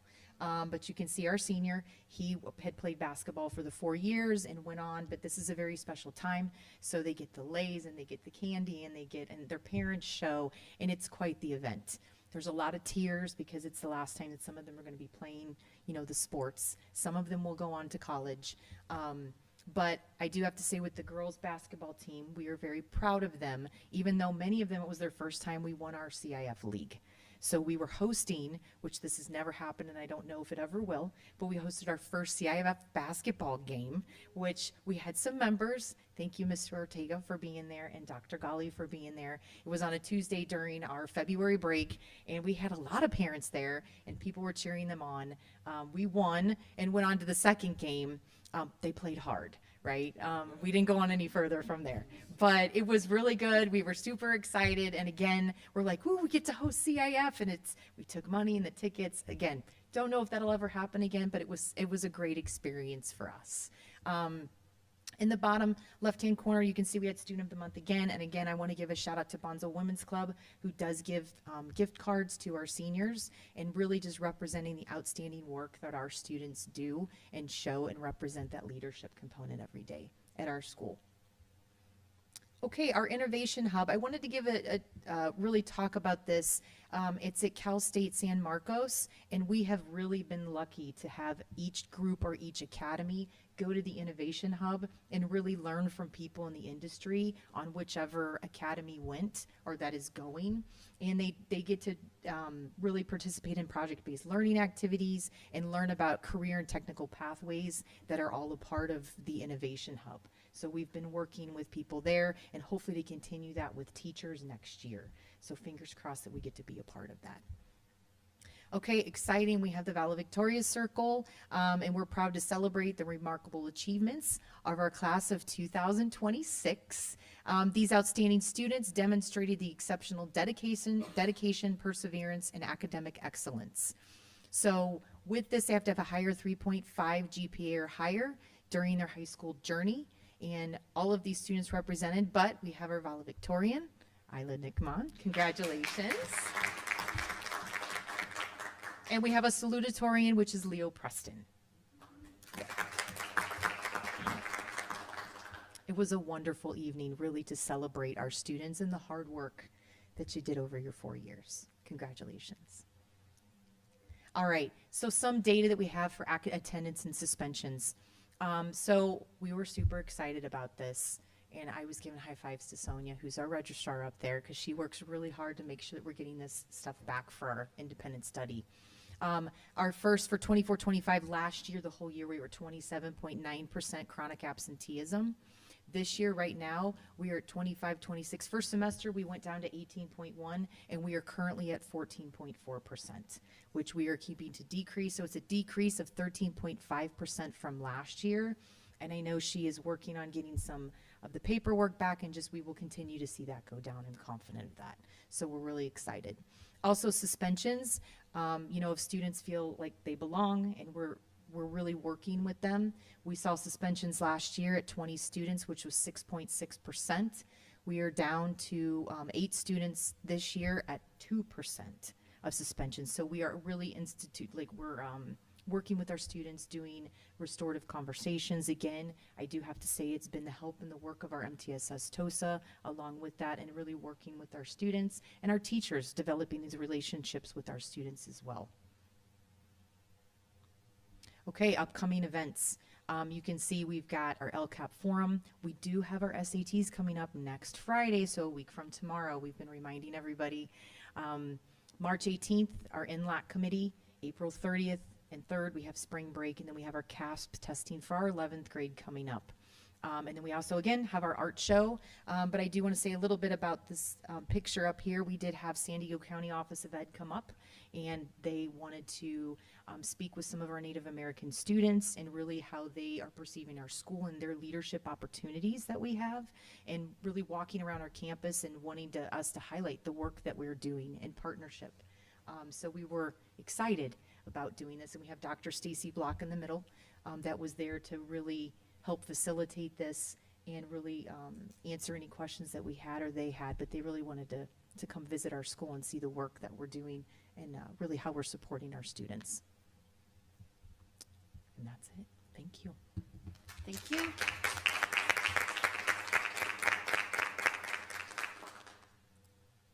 Is that all of our principal reports for this evening? Fantastic. And that brings us to our board member reports. So we'll start with our student board representative. Good evening, everyone. So I want to start off by saying that guitar had a lovely performance, and I'm really excited to see that we have music at the high school now, because my past 3 years we didn't have anything, and music is just such a big part of everyone. I'd say most people's lives. It is of mine. I play the violin, and whether it's just like listening to music or playing an instrument, it's just like food for the soul, really. So I'm really happy about that. In regards to our sports, we have volleyball, boys volleyball, who won their first game of the season on Tuesday. So we're really happy about that. And then softball has won most of their games. They're almost undefeated. They only lost once, so we're looking to have another great season. And then baseball is doing well also. Track and field currently had, well, it's probably finished by now, but they had their first meet today. So if I could be at two places, I would be there as well, but too bad I can't be. And then in ASB, as Miss James mentioned, ASB, along with some of the ambassadors, presented to the 8th graders, just giving an introduction about the high school and all the opportunities we have from clubs, the academies, our sports and early college programs, and they were such a great audience. They listened, they asked questions, and yeah, we could see that they were interested and wanted to learn more. We're also, ASB and the ambassadors are also helping at our Legion launch, which we're doing in April instead of August. And we're going to be playing games with them. We're going to give them a tour of the high school and just build connections with the students, as well as letting them get to know more about the high school and just see more of it. Then we're also having a spirit week for St. Patrick's Day, and we're going to play themed games like a scavenger hunt and hiding a little leprechaun around, so that's going to be fun. And we're also going to have a sports day with a dunk tank before we go on spring break. So we're going to have teachers in there, we're going to have students in there, and we've never had that before, so we're really excited. I think it'll be really fun. And then for the clubs, speech and debate had the speech state quals last Friday and Saturday. State quals last like 2 days, so it's very long. And then this week, debate is having their state quals for Friday and Saturday. So we hope that our members are able to make it to state. Yeah, so we're cheering them on, really hoping that we make it. As Miss James also mentioned, esports is having their Mario Kart tournament this Saturday as well, and they're going to be competing against teams of other schools. There's going to be a food truck selling breakfast burritos and tacos for lunch. And we've never had something like this before, so it's going to be really exciting, and we're looking forward to having over like 100 people at our school and hosting this. So yeah, I want to shout out Ariano for starting the club, and it took him such a long time to start it up, and we've are seeing that they're doing really well. I mean, be Mission Vista, that's great. And then having a student that's like ranked 6th in the whole state is really like such an achievement. So, and I feel like people don't really think video games can be,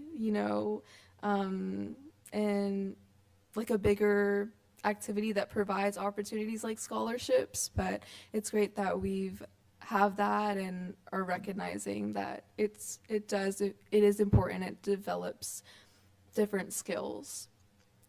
The academies, and also Interact Club. So it recently got established only this semester.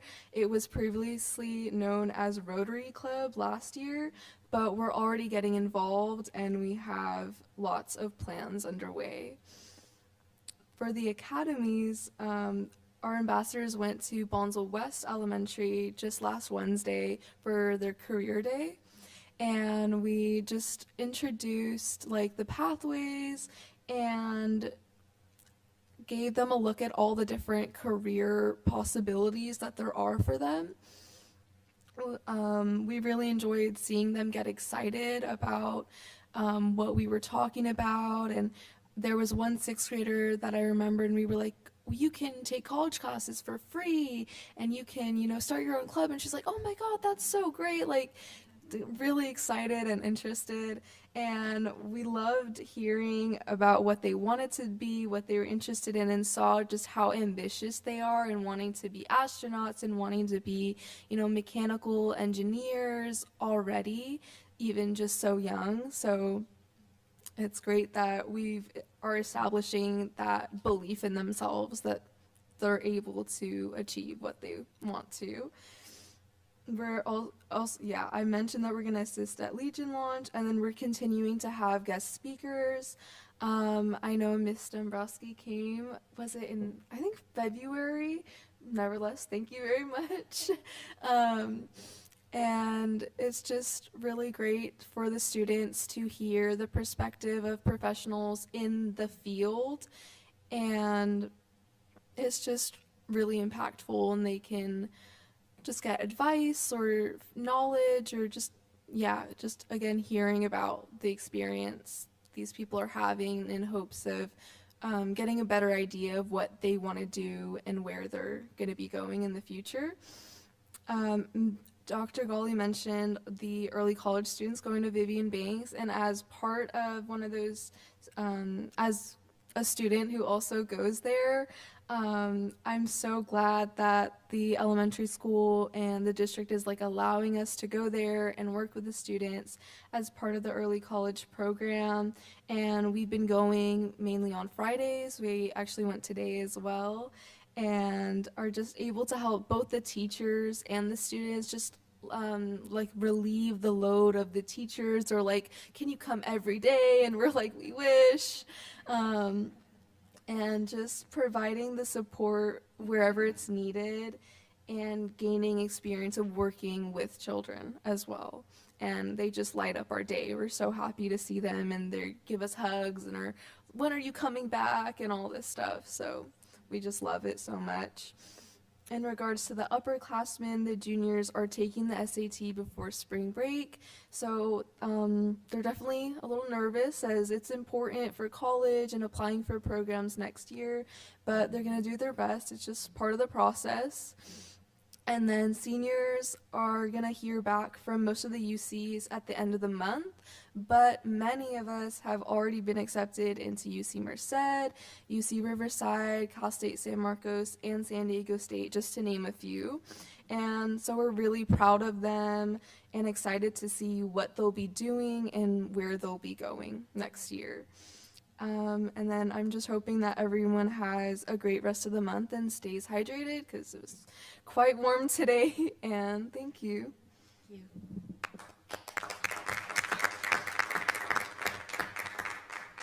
Trustee Ortega. Pardon me while I get adjusted here. Just to let everybody know that I'm using this cane really just to get up and out of the chair. I got a muscle spasm in my back that affects me when I try to get up, and apparently when I step in and try to swing my foot around too, it also hurts. But I'm actually fine. and I should be even 100% by the end of the week, hopefully. I wanted to thank all the people that came up and spoke. I love to see that teacher camaraderie and stuff, and that was pretty awesome to see the teachers coming together, and they're all teachers that I truly respect, and the information that was given, I put a lot of weight into it. Other than that, I really don't have a whole lot of, kind of honoring our volunteers is awesome.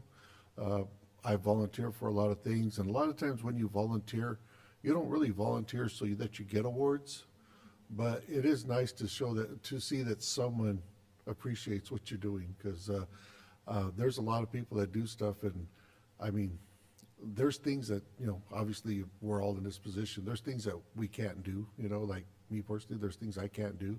And when I see somebody volunteering to do it and they love it, it just kind of, wow, that's awesome, and stuff. And you really, really want to show their appreciation for them helping out. And I think that was pretty cool that I decided to honor them this time.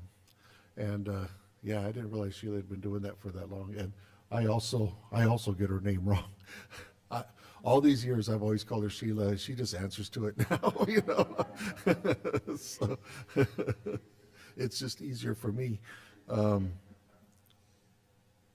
And I guess that's all I have right now. I love the way the school is going. I love the way the students are responding and speaking up. And I like to hear the way the teachers are happy about most things. And yes, we always have room for improvement. There's always things that we could do. So we don't want to just sit down and just say we've accomplished everything, but we have accomplished a lot at this point. I mean, for a school that's this young, and we're having competitions that are challenging some of the larger schools and more established schools and stuff. Students are students. High school is 4 years, no matter where you are. And once your school program is 4 years old, you can do a lot of things. And I think our teachers, staff, and everything's doing really great. And I like the fact that our students feel like they belong, and they believe and achieve. I think we're getting there. We have obviously a long ways to go, and I also wanted to save some of my comments for item number 4, which is going to be coming up later on, so I'll end it here. Thank you. Thank you. Trustee Dombrowski. Thank you. So I first wanted to acknowledge the parents that took the time out of their busy schedules and away from their families to come to the town hall that we had at Bonsall West a couple weeks ago. And thank you to them. A lot of them are PTA parents, so thank you again for providing more service to the school. And I really appreciated the conversations. They provided wonderful ideas that, expanded my thoughts because a lot of these parents are heavily involved with Bonsall West School and curriculum and other things. So I really appreciated it, and I even sent out a couple personal texts to some of the moms who came. That being said, I do want to just kind of state, I've always said I'm, a big advocate of children's health, and so I've been talking, with district leadership and with Dr. Ghali, and so I'm going to definitely be looking at our health policies moving forward for the district, and just, reviewing them and seeing if there are areas that we need to improve things. If not, it will stay the same, or maybe it's more focused on implementation and monitoring of those policies. Because you can have paper, on the docs, and it's all in the implementation of it at the school building level. So that's something that I will hopefully be engaging in over the summer when I'm not teaching myself at Cal State San Marcos, and I don't have 150 students that I have to answer to. So that's probably when I will be engaging in that. So I just wanted to note that, and in this spirit of March and literacy, health literacy is also a big thing that you need to have. So that's something where I would like to look for more opportunities for the district to engage in that, and also maybe, you know, apply for some grant dollars or something that would help us to, you know, make healthy students better learners for the district. So that's kind of all and I am coming back to the high school on St. Patrick's Day next Tuesday. So I'll be speaking with the Law and Leadership group more about my lobbying work in DC. And so that's what I'm going to be doing next Tuesday. And I just realized it is on St. Patrick's Day, so I better wear my green that day so I don't get pinched. All right, well, that's all. So thank you. Thank you. Michael, you missed out. We had a wonderful guitar performance. In fact, I am inspired to go get my guitar and pull it out. Probably not tonight, but tomorrow I'm going to pull it out. It's probably going to be way out of tune. But I also wanted to thank being invited to the multicultural event. I went not knowing what I was going to find. Maybe 4 booths, 5 booths. Was it going to be inside, outside? Well, it was definitely had to be outside. This was a major event. I had to do a little filming there and show my wife, because I was saying this was fantastic. It was a fun event, and it was a great look. And the kids didn't even know they were learning. That's the great thing. They were learning a lot of great stuff, but they didn't know it. So I really want to thank all the people that put, I know you had Lydia Haro and Kelly Pato, and I know there was a lot of other people. The time and energy that went into that was a lot, but I think it was well worth it. So thank you. Thank you.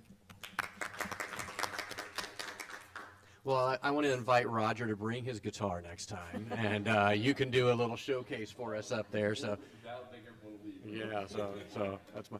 So anyway, normally in my normal life, I like to encounter academic principles outside of the classroom. Right? It's theories and laws. You see it in practice, correct? Well, today I saw the theory of supply and demand in practice. As I was going to Hemet, I was going to a listing appointment in Hemet. In the middle of nowhere, my tire blows out. Now, I have run flat tires, so I don't have a spare tire, so I just have this run flat. So I'm in Hemet, and I go down, and I'm like, okay, surely I'm going to be able to find a tire for my car. Maybe just one if I have to, whatever I can find. So I go to Hemet, and I go from place to place. They don't have my size. Nobody in Hemet has my size. So I'm driving around, thank goodness, because it's a run flat. And I'm like, I can only go a certain miles an hour, but I'm driving down the streets. Finally, I get a call from a guy, because I went and visited him. After 8 tire shops, he says, you know what? I think my guy can drive to Ontario, pick up the tires that we don't have in stock, and put them on. Then he tells me the price. It's probably about $400 more than I would spend down here. And I'm like, so I'm sitting up there, and I'm like, okay, now if I don't do this, I can't drive on a freeway, and I can't come home.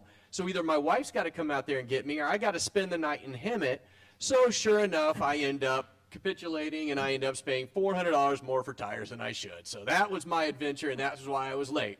So it was not fun, but I made it, so I'm happy about that.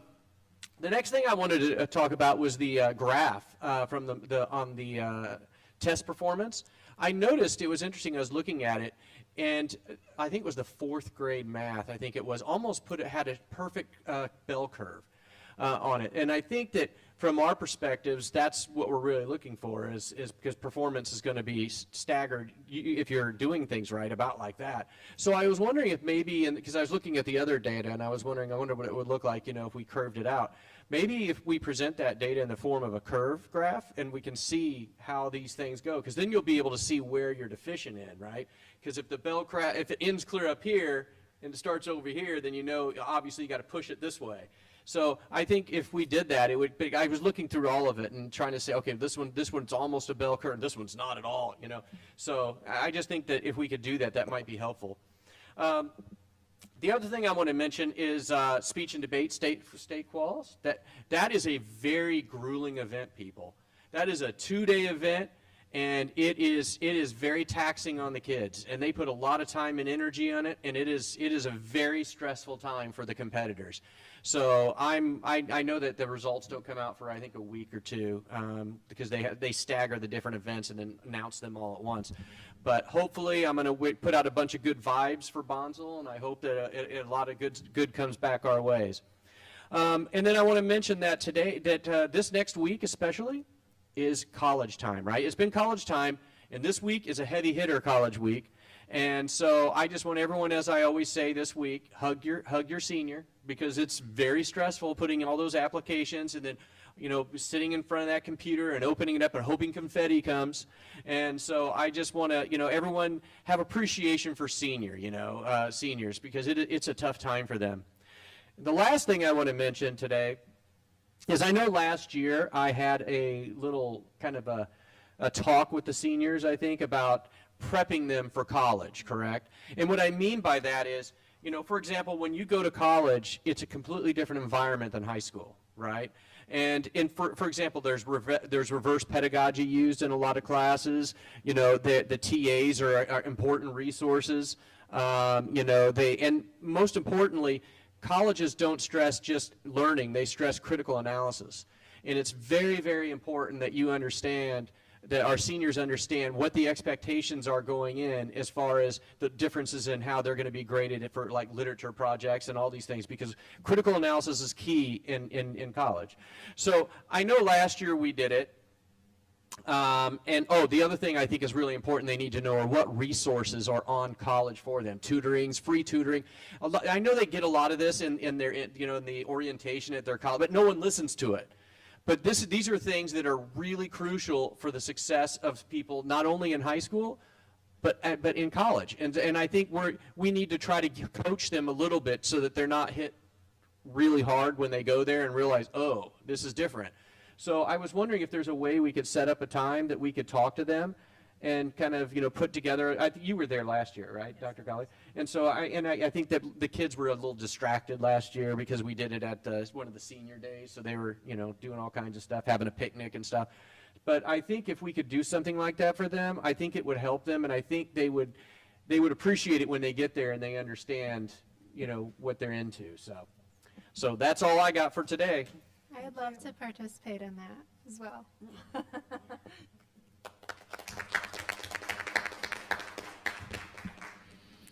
Like Trustee Merchat, I just wanted to say that I really enjoyed the Bonsall High School guitar class, performing Can't Help Falling in Love this evening.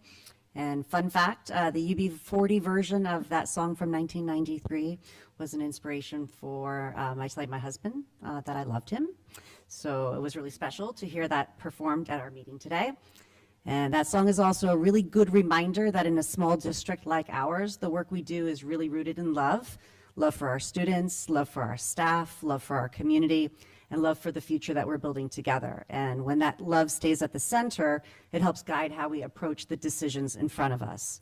So as always, a huge thank you to our teachers, our classified staff, our administrators, families, and community members for all the work that's done every day in support of our students and schools. As a small district, one of our greatest strengths is the way that people continue to work so beautifully together. And with St. Patrick's Day next week, I'll just say how lucky we are to have the people we do here in Bonsall Unified School District. This is the time of year that there's always important work for all school districts. We've got staffing, negotiations, budgeting, and planning for the coming year, and that all happens at once. And it requires a careful look at where we are and where we are going. And when you look around at what is happening in many districts around us with very large layoffs and major budget reductions, we're rather fortunate here in Bonsall Unified that we're in a relatively strong position, and that comes from years of careful decisions and a shared commitment to keeping our district stable and moving forward. At the same time, it is this board's responsibility not only to look at the coming year, but to look well into the future. Facilities, academic programs, enrollment, and community confidence are all interconnected. The condition of our campuses affect learning, teacher retention, student pride, and whether families choose to remain in Bonsall schools from elementary through high school. And if we want to strengthen matriculation and be in a position to ask the communities to support future improvements, including a potential bond measure, then we have to plan with a clear long-range vision. Good governance means balancing urgency with responsibility. Our students deserve honored learning environments now, and our community deserves to know that when they invest public dollars, we are doing it in a way that makes sense not just today, but well into the future, 5, 10, 15, 20 years from now. And that requires alignment between our academic goals, our facilities planning, and our financial decisions.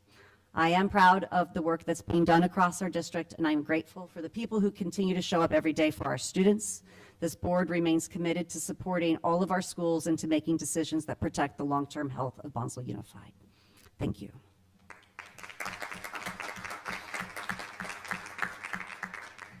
And that takes us to our consent agenda, item number 7. Motion approved. Second. Is there all in favor? Aye. Motion carries unanimously, bringing us to our information items. We have one information item today, which is facilities planning update. And Ms. Caroline Brown, we welcome you to the podium. Good evening, Board, Dr. Golly, Ms. McInerney. We're here to do a facilities update for today. The lion's share of the presentation will be a review of the data and some of the decisions that we made at the board workshop last week. So we'll start with Framework of the Future. We'll go into the board study session overview, summary of the survey, the action plan, and the other guiding principles and timelines that we talked about, along with the decision for the alignment of the grade levels at the elementary level, and then our closing and future calendaring. This is our grounding in our board vision and mission, and we went through that already, so we'll skip right through that. So the board workshop, we shared about 378 completed responses that have been received to date. We're going to continue to disseminate, and we're going to plan on keeping the survey open until the trustee area town halls are done, and then we will disaggregate the data even further than what we've done so far. And the survey data, just so that the public knows that we went through in detail. I'm not going to go through every slide that we went through on Monday, but just a sampling of the data that we're looking at. This is the question on the Gerd Road property. There appears to be some strong support for development, and there's more investigation that needs to be done on what the possibilities are for the development on Gerd Road. This is one snapshot of some of the key themes that were brought to the top when we talked about building on Gerd Road and using our current assets to maximize the delivery of the educational program. The community realizes that there is pressures on capacity, and that we need to do something about the middle and high school and further separating the 7, 8, and 9, 12. There were traffic and safety concerns that were highlighted as well. And then this is a chart showing the possible partnerships that the community so far are interested in having.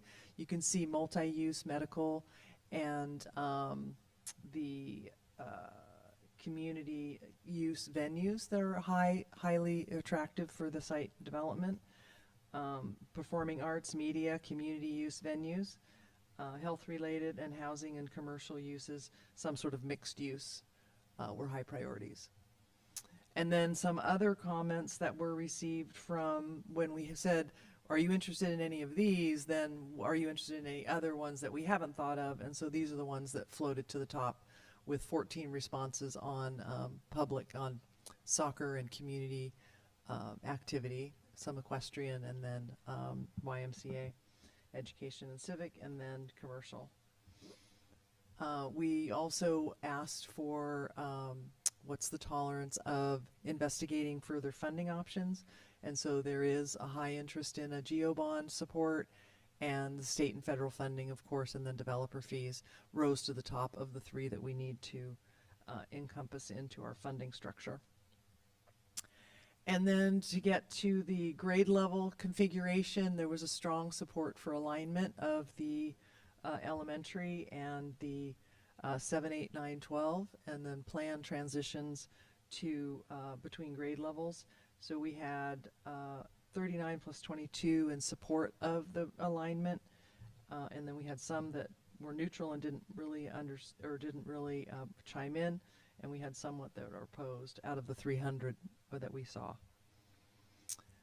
Here's some additional comments and key themes around the grade level configuration models. There seems to be a strong opposition to a shared campus as a 712, but then other people said if you separate them, then that would be an acceptable use of the campus. Strong preference for broad level support for the traditional K6, TK6, 7, 8, and 9, 12 configuration. So some of the high level summary things that rose to the top. The respondents recognize that the district faces some real facilities pressure. Adding portable classrooms, enrollment shifts tied to residential growth, and concerns about the current shared campus are consistently referenced throughout the survey.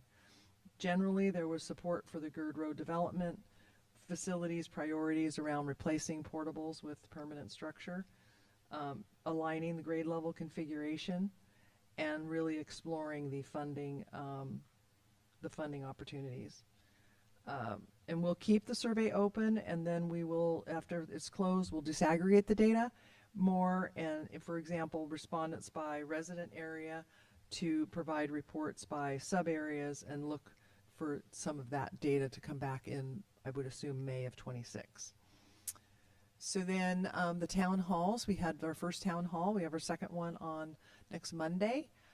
These are the question prompters that we had. So, you know, what's working and what did you notice? What are safety impacts and neighborhood impacts?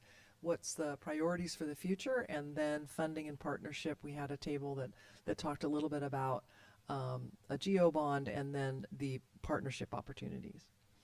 At Town Hall A, we had input for what's working. A lot of things were efficient and organized, as it was a Bonsall West trustee area, so they like the efficiency and the organization of the school, the sports activities, and the safety and comfort. There was a comment about regular emergency drills, etc. And then when the group got to talking about safety, access, and neighborhood impact, they were worried about the facilities and infrastructure improvements at West Lilac, and then expanding and enhancing the outdoor recreation space at Bonsall West and at West Lilac, and then increasing the staffing around STEM, PE, art, and some of the specials. And then the priorities for the future, transportation was a topic, logistics and scheduling, and then campus safety and infrastructure. And when the funding and partnership considerations were discussed, some of the new options that came up in the partnering was the Veterans Affairs and maybe some other kind of VA services. And then the bond, there seemed to be the need for widespread outreach and to reach the people that don't necessarily have students connected to the schools. So I left the discussion slide in because I wanted, before I transition to the action plan, were there any additional discussion items following the survey information? Any more thoughts since Monday? Yeah, okay. So then we had Dr. Lance Richards and Monica Ferraria join us from the MGT team to pull together some materials to help us break down an action plan into work streams, because everything is intertwined. The decision gates are in order, leading us to a phased implementation and accountable work streams. It's kind of on the no regrets decision making model. And this is just an illustration of that action work plan and how we're going to have decision gates, phased implementation, and accountable work streams. The next slide is about the guiding principles and what we're thinking about as we are determining what our long-term goals are and our short-term actions. And then we've developed a framework, action plan framework, where you take the decision gates, so gate 1, 2, 3, and 4, and move them over into a phased approach. So we're going to do gate 1, which is the elementary alignment, and then go through the first phase 0, which is decision readiness, and then the work streams are going to be the tasks that are outlined there on the right. And the facilities phasing milestones, the milestones outlined here illustrate the work to be accomplished in the next 90 to 120 days, including community outreach and communication. And then this is the phase timeline. So it's a long-term project. So we're going to have 0 to 6 months, 6 to 24 months, 2 years to 5 years, and then 5 years to 10 years for a long-term phasing from our short-term goals to our long-term. So then we'll transition into gate 1, which is the grade level configuration. Primary near-term capacity lever directly affects West Lilac scope and interim space, and we need to make the decision as to whether we're going to go TK6 at Bonsall L and 7-8 and 9-12 currently at the West Lilac site. And this illustration shows the work that we need to do, and on the right hand side is a list of the action steps that we need to take.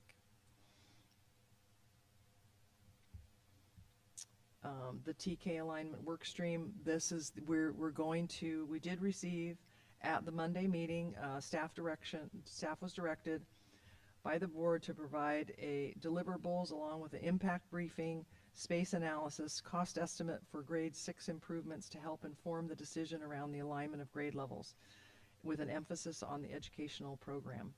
The space analysis is district-wide. In addition to West Lilac, we need to look at Bonsall L and Bonsall West. The team will concentrate on immediate objectives while considering future decisions and ongoing communication within and around the community. Any other items that you would like to share from the work group, the study session on Monday, or did I get the board direction right? Okay. And then next is our engagement. We don't have any more study sessions on the calendar yet.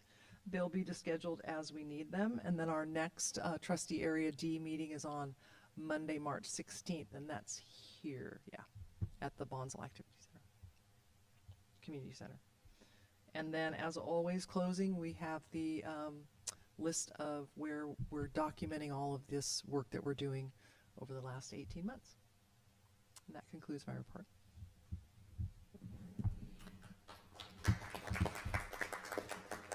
Thank you, Caroline. I know we are spending a lot of time on this last year or so on our facilities discussions. So we have a significant consensus vote that happened on Monday as it related to the deliverables for moving forward with decision-making around alignment of programs. So looking forward to getting through all those quote-unquote gates has been defined, and seeing how the community discussions evolve with our town halls moving forward. So thank you. That brings us to our action items for the evening. The first action item is 9.1. This is the renewal of the Palomar College CCAP partnership agreement. Motion to approve. Second. All in favor? Aye. Motion carries unanimously, bringing us to action item 9.2. This is the first read of the artificial intelligence documentation for our board policies. Do we have to approve this, or just, and then go on to the next one when it's the second time, or? Okay, so motion to approve. Second. All in favor? Aye. Motion carries unanimously, bringing us to, again, another first read. This is the board policy 1114, a district-sponsored social media. Motion to approve. Second. All in favor? Aye. Motion carries unanimously, bringing us to action item 9.4. This is one that Trustee Ortega wanted to have some discussion on regarding board policy 1445, response to immigration enforcement. Mr. Ortega. Yeah, one of the things that's been brought up, I've talked with some people about it, is the Border Patrol has been setting up a checkpoint on the way toward the Paul Indian Reservation. So the school bus drives through that either in the morning or in the afternoon, whenever they set up that thing. As far as I know, they've never stopped cars. They just set it up and they don't do anything. And this is the Border Patrol, so it's not the ICE, category. which is a totally different entity. Well, not totally different, but a different entity. And I know it has some concerns for some of the parents of our community. One of the things too that we have some parents that actually drive their kids to school, to Bonsall Elementary. They choose not to take them to Vivian Banks, so they go to Bonsall Elementary. And from what I understand, sometimes some of these parents will not go that way if they know that checkpoint is there. It's not that they're at issue or they're worried about having an issue, as far as they're not in a situation that would cause them to have a problem, but they are people of color and they don't want the stress on their children and their families, because things have happened that it hasn't been considered right or done fairly. So there's a lot of stress right there that some parents decide not to go that way or take their kids to school that way. So they either go an alternate route or they don't send their kids to school that day.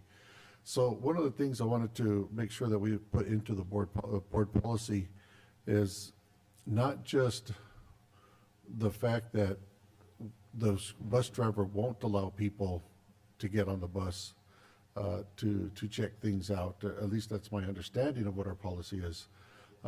What can the bus driver do if someone is armed and forces their way on there? And this being a federal agent forcing their way onto the bus.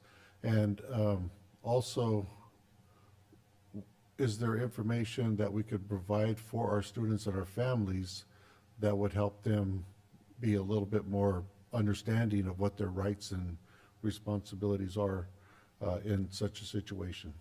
Because right now it's like they don't know, and so they don't, they don't send their kids to school. And I don't think they have a reason to not send their kids to school, but since there's a lot of fact they don't know what's going to happen or what could happen or what their rights are, I think that's something that we as a board should consider providing information for our students. But I didn't want to do that on my own. I didn't want this to say it's coming from the school board or the school district and then me provide information to our parents.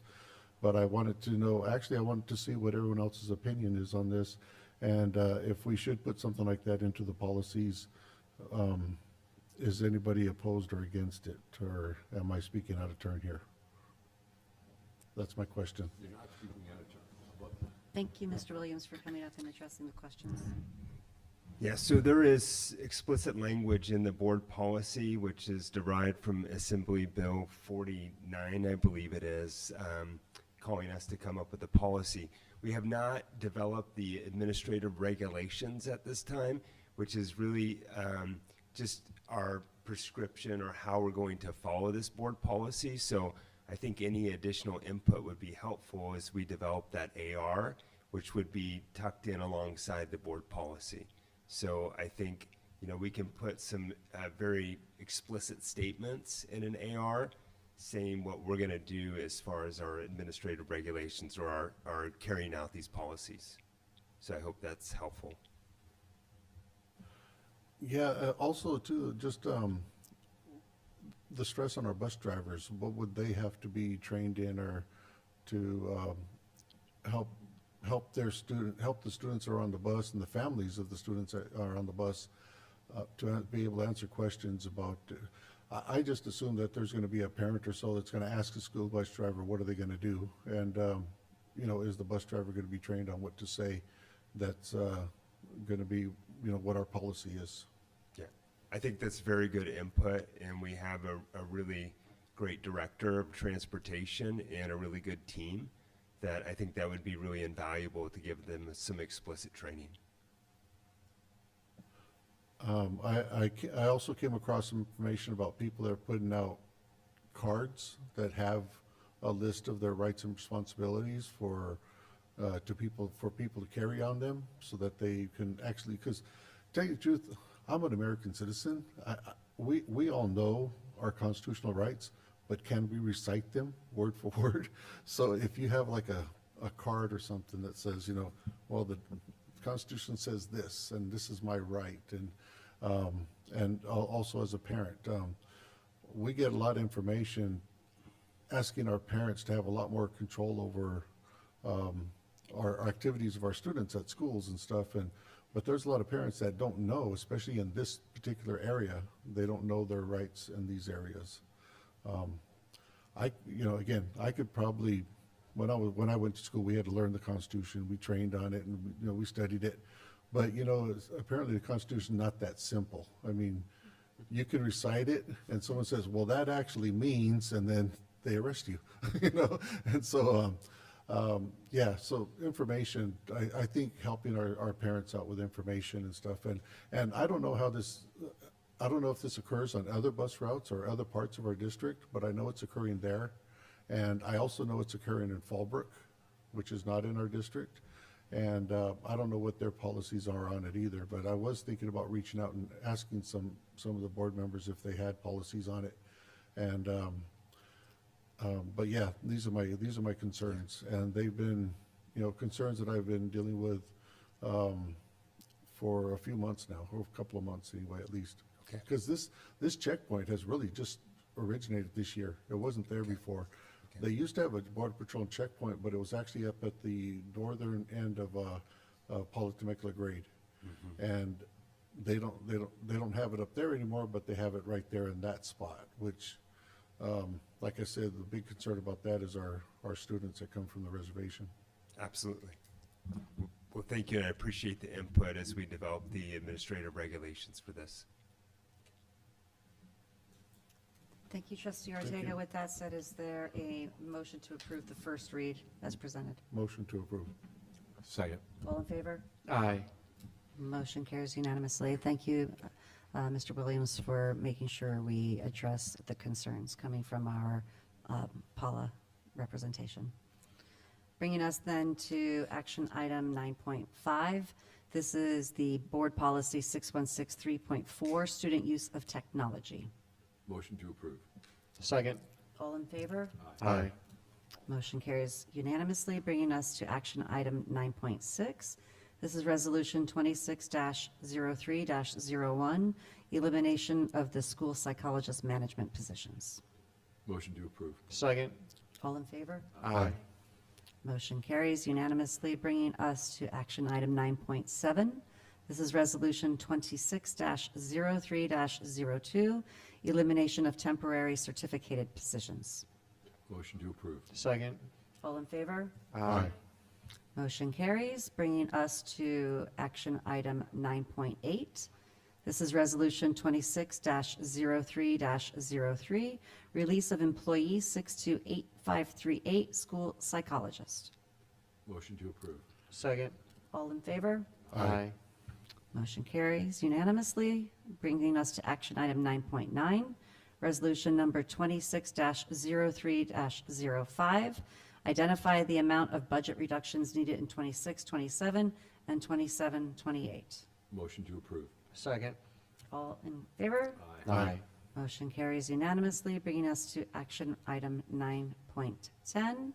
This is the fiscal year 2025-26 second interim budget report for Bonsall Unified School District. Ms. Laura Castro, you have a update for us.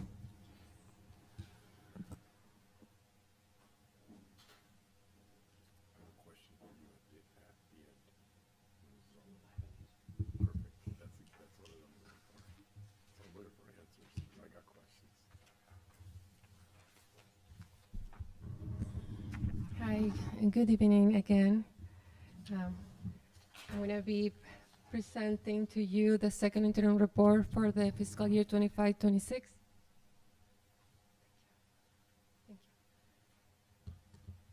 you. And I know the information can be tedious, and just bear with me through this presentation.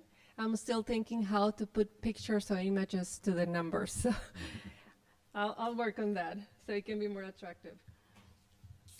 So we're going to start with just a trend on enrollment, ADA, and unduplicated pupil counts, historical information, and some projections.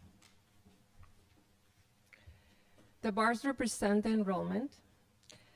And then we have 3 lines. One is the actual ADA, founded ADA, and then the other one is unduplicated pupil count. As we can see, we have kind of where we're recouping on the last fiscal year, we're going up in enrollment. Now we went down 25-26. For the funded ADA, which is the color, I don't know, you can see kind of blue, gray. For the current year 25-26, is based on prior year ADA, which is higher than the projected one for this year. The following 2 years, which are projected numbers, 26-27 and 27-28, we're projecting a flat actual ADA. So we're funded on an average because we are projecting that. You will see the numbers on the next slide and we're making more sense.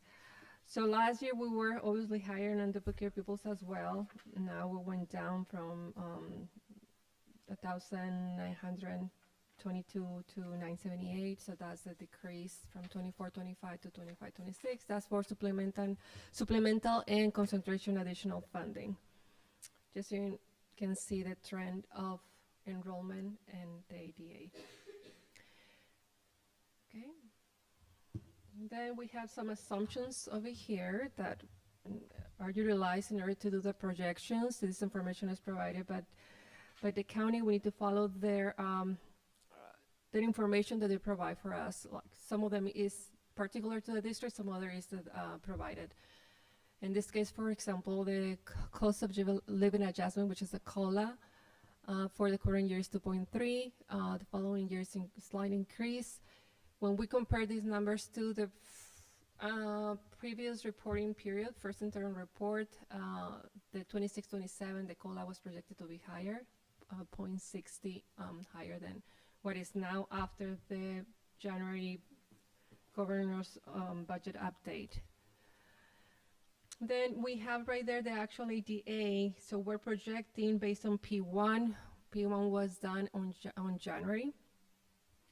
We're funding on P2, but these are the numbers that are really close. Normally P2 is very close aligned to numbers of P1. It's a slightly difference for several years that I have seen that pattern. The funded ADA is higher because on this particular year, you can see 25-26 is on prior year ADA because it was higher than this year, the actual ADA or the projected actual. That's what we funded. That's the AD that we're going to be receiving the funding. Following year, 26-27 is the funded ADA is an average because we're projecting flat the estimated ADA for the following 2 years. And you can see there's an average of the prior 3 years ADA. If the numbers continue like that, if is there any change on the actual ADA for further years or even for this P2, things are going to change in a different way. But based on the current data, this is how we're projecting to be funded. And then the trend line is reflecting the BBM Bank's projections that we have in the books, 51 ADA for the current year, and slowly decreasing 27-28 and then 50.85 ADA. The enrollment, we're projecting it flat based on census day, the first Wednesday of October 2025. And for BBM Banks, we projected a slightly decrease in the last, on the third year out. Then duplicate pupils, we're projecting that, in a way, conservative way, we're projecting it flat. We had an increase last year. We're thinking that because the developments are coming, at one point, we have to see that increase again. The STIRS remains flat for the 3 years, 19.10%, and the PERS is increasing from 26.81 projected for 25-26 and ending on 26.90 on the third year out. This is just the LCF components of the local fund, controlled funding formula for 25-26, which is the major revenue that we receive. So state aid, 9.9 million. And then we have the education protection account is related to the Prop 30.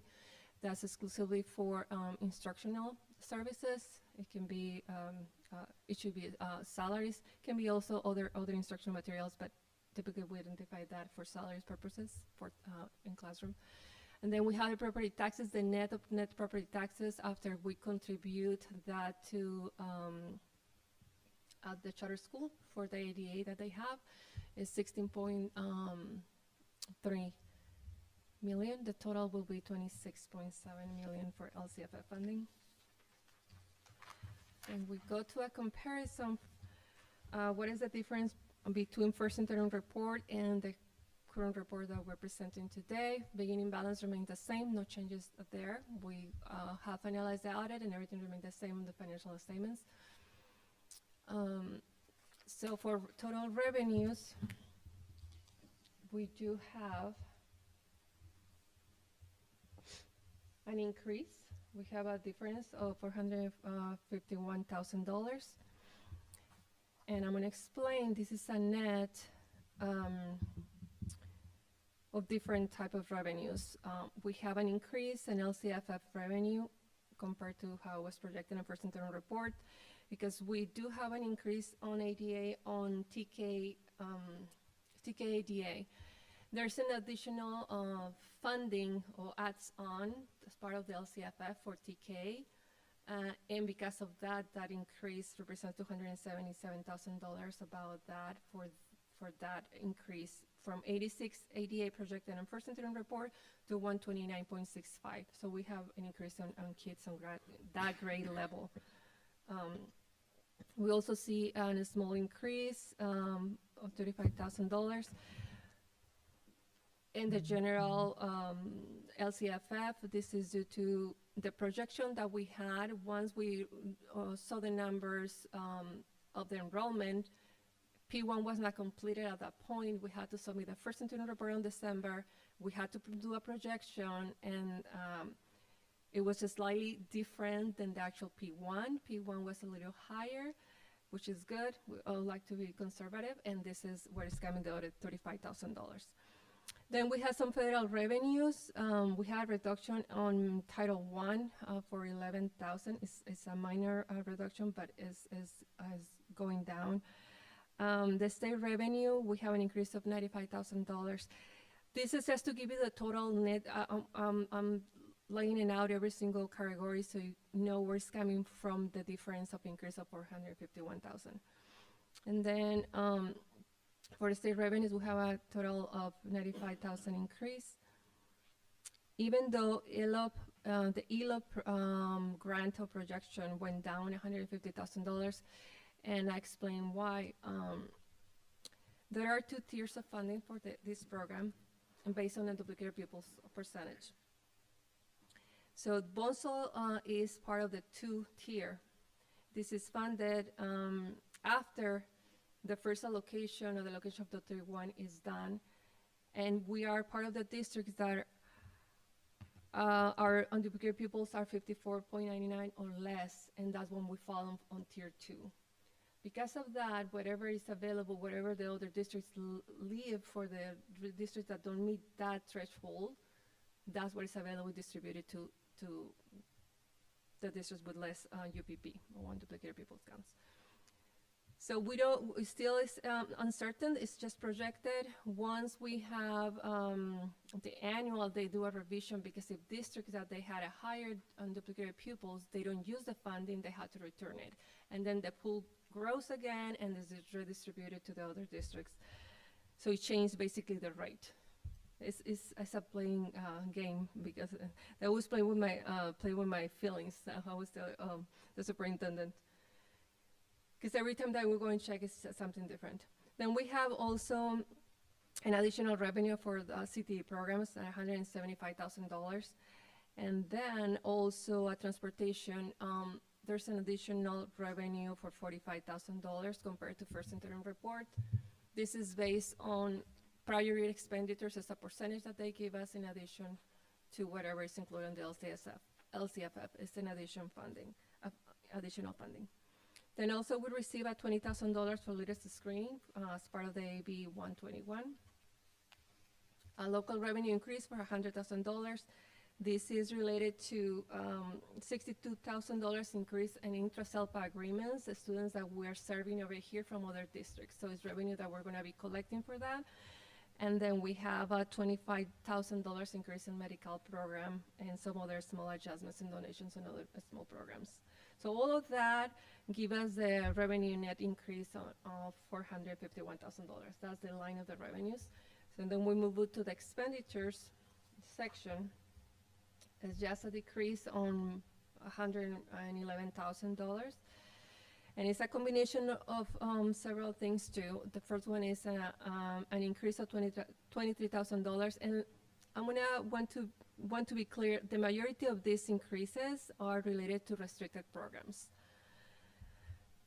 So we have this $23,000. We have booking supplies as part of some other programs. For example, this is coming from the 8150, which is restricted maintenance account. We have an increase of $16,000 for the purchases of equipment for custodians to cleaning the carpets. The C-Tech program increase in supplies $20,000 because we receive an additional round for the C-Tech program. Then we have other adjustments for $13,000 in another small programs. Then in services and operating expenditures, we have an increase of $122,000. And all of these are restricted funding. So we have CT program, $34,000, C-Tech, $36,000. The Student Support and Professional Development Block Grant, which is the new grant that we received this year. A section of that is reserved for services and operations, $20,000. And then the increase also a contract for paraprofessionals. This is related to special education services as $40,000. All these are increases, but then we have a decrease on the general fund because we did a transaction. We put a debt service, which is related to the solar lease. We move it from the general fund to one of the capital funds to help with the deficit spending, as it was presented to the board, I don't know, probably a couple of months ago. And that's $295,000 reduction. All that net is just a reduction total compared to first interim report to the second interim report, $111,000 less in expenditures. Then the sources seen remain the same. This is just a requirement to record it that way. It's a washout. We have that same amount on expenditures, so it's just a requirement for GASB. The transfers out, it just have a small decrease of $795, super small. The contributions is $35,000. This is related to the tuitions that we're talking about for SELPA, because we do have an increase on some agreements, on some contracted services on special education, but because we have receiving this revenue of $62,000, the net is $35,000 and decrease on the contributions. Compare first interim report and the second interim report. So with all of these changes, we do see, and just so you have in mind, all these total numbers are including restricted and unrestricted, so both are combined in both lines.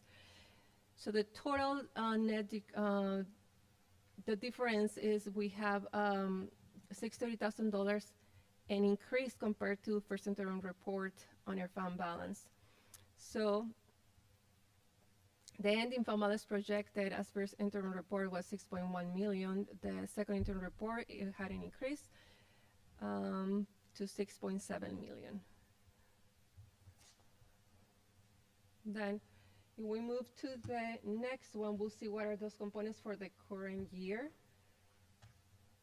The $6.7 million. That looks kind of funny, like a really oval.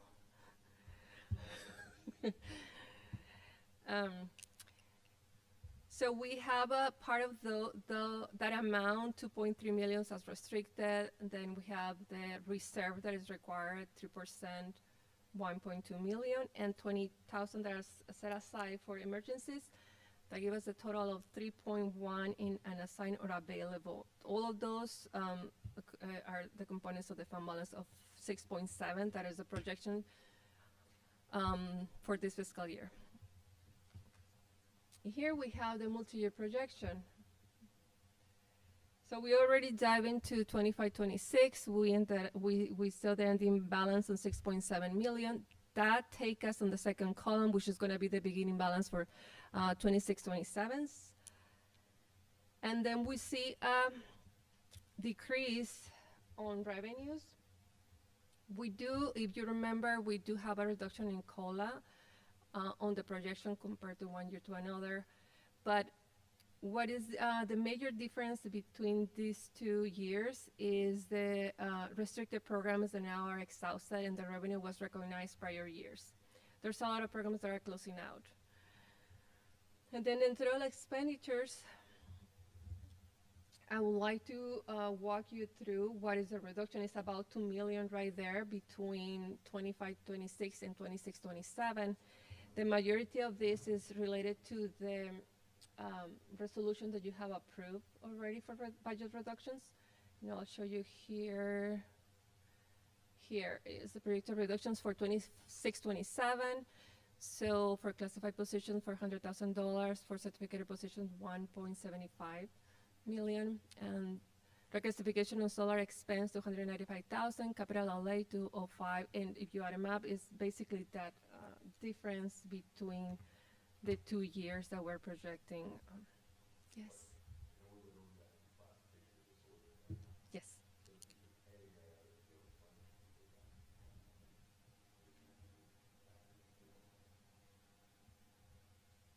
If we can put it back in the general fund? No.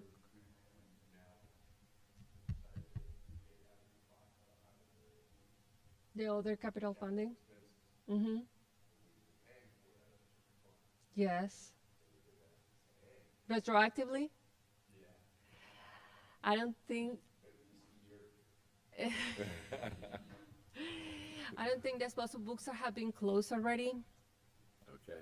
It will be like a major change and a process to follow with auditors and everything. I don't think we can do that.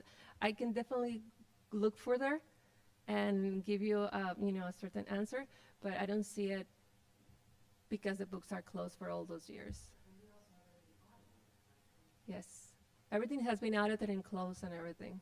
So I don't see that as a possibility, but definitely I can ask for further clarification. Okay. Yes. Okay. Mm-hmm. Okay, so we go back over here to the multi-year projection. So we do have in the transfers out, I see a reduction right there. We have projected reduction. This is related to some of the reductions that have been board approved have an impact on Fund 9, which is the charter school. That will be reduced as a transfer out of the general fund. But also the district has already implemented, as this month, the increase on the daycare fees, which is going to help to mitigate the contributions of transfers out the general fund to other funds. That's why we're projecting this reduction for 26-27 and 27-28 compared to 25-26, which is the current year. Because we're going to be gradually increasing those fees.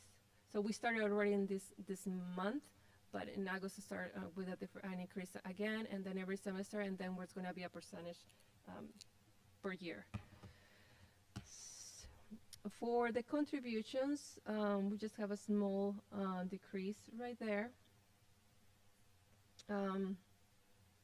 This is related to the services, contracted services to the nurse that we're paying a higher rate. So it's expected those contracts to end this year and not to contract for those services no more. So we have the ending balance. We already talked about the 6.7 million. For the 26-27, the expected or the projected ending fund balance is 4.2. The third year out is 1.7, and that's a year that put us in a qualified status because that put us in a red numbers, and then we'll see right now the percentage. We're not meeting the reserve for the third year out. The next page will tell you what is the reserve for each year. So we are meeting it for the first 2 years, but for the third one, we're slightly under. So this represents $97,600. That's the resolution you just approved for that amount that we need to come with reductions if anything changes, if anything changes in the budget when this is enacted by the state, or any other changes, other grants that are coming up.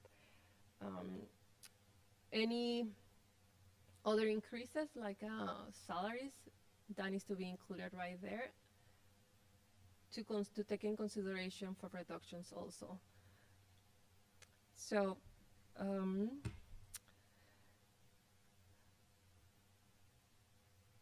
the required amount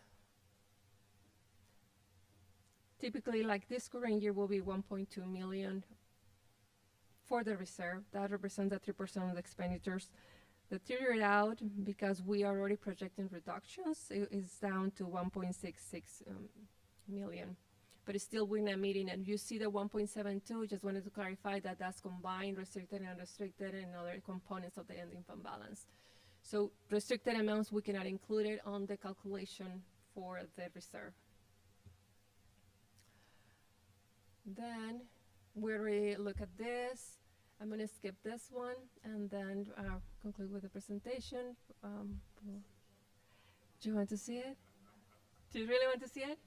Okay.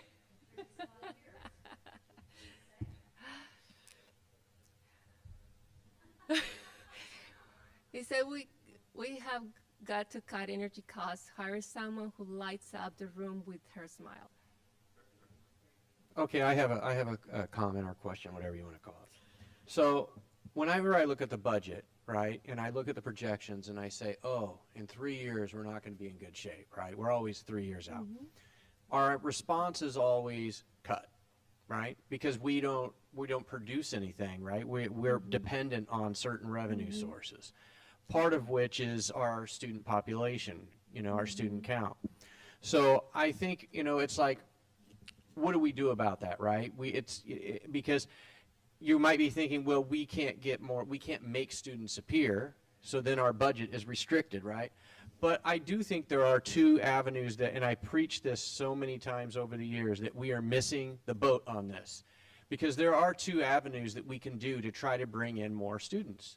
Number one is, as I preached before, put a very special program into Bonsall West, something extremely unique that nobody else in this district in North County has. Put something in there so unique that people will want to come, right? You have to do it. And we can talk about it and talk about it and talk about it, but then we'll end up just talking about cuts again, cuts. Mm-hmm. But we have to also work on the other side. How can we change things? How can we improve our product? How can we make people want to come here? Now, whether that's through interdistrict transfers or that's through people wanting to move to our district because we have this program that nobody else does and they want our kids to go there.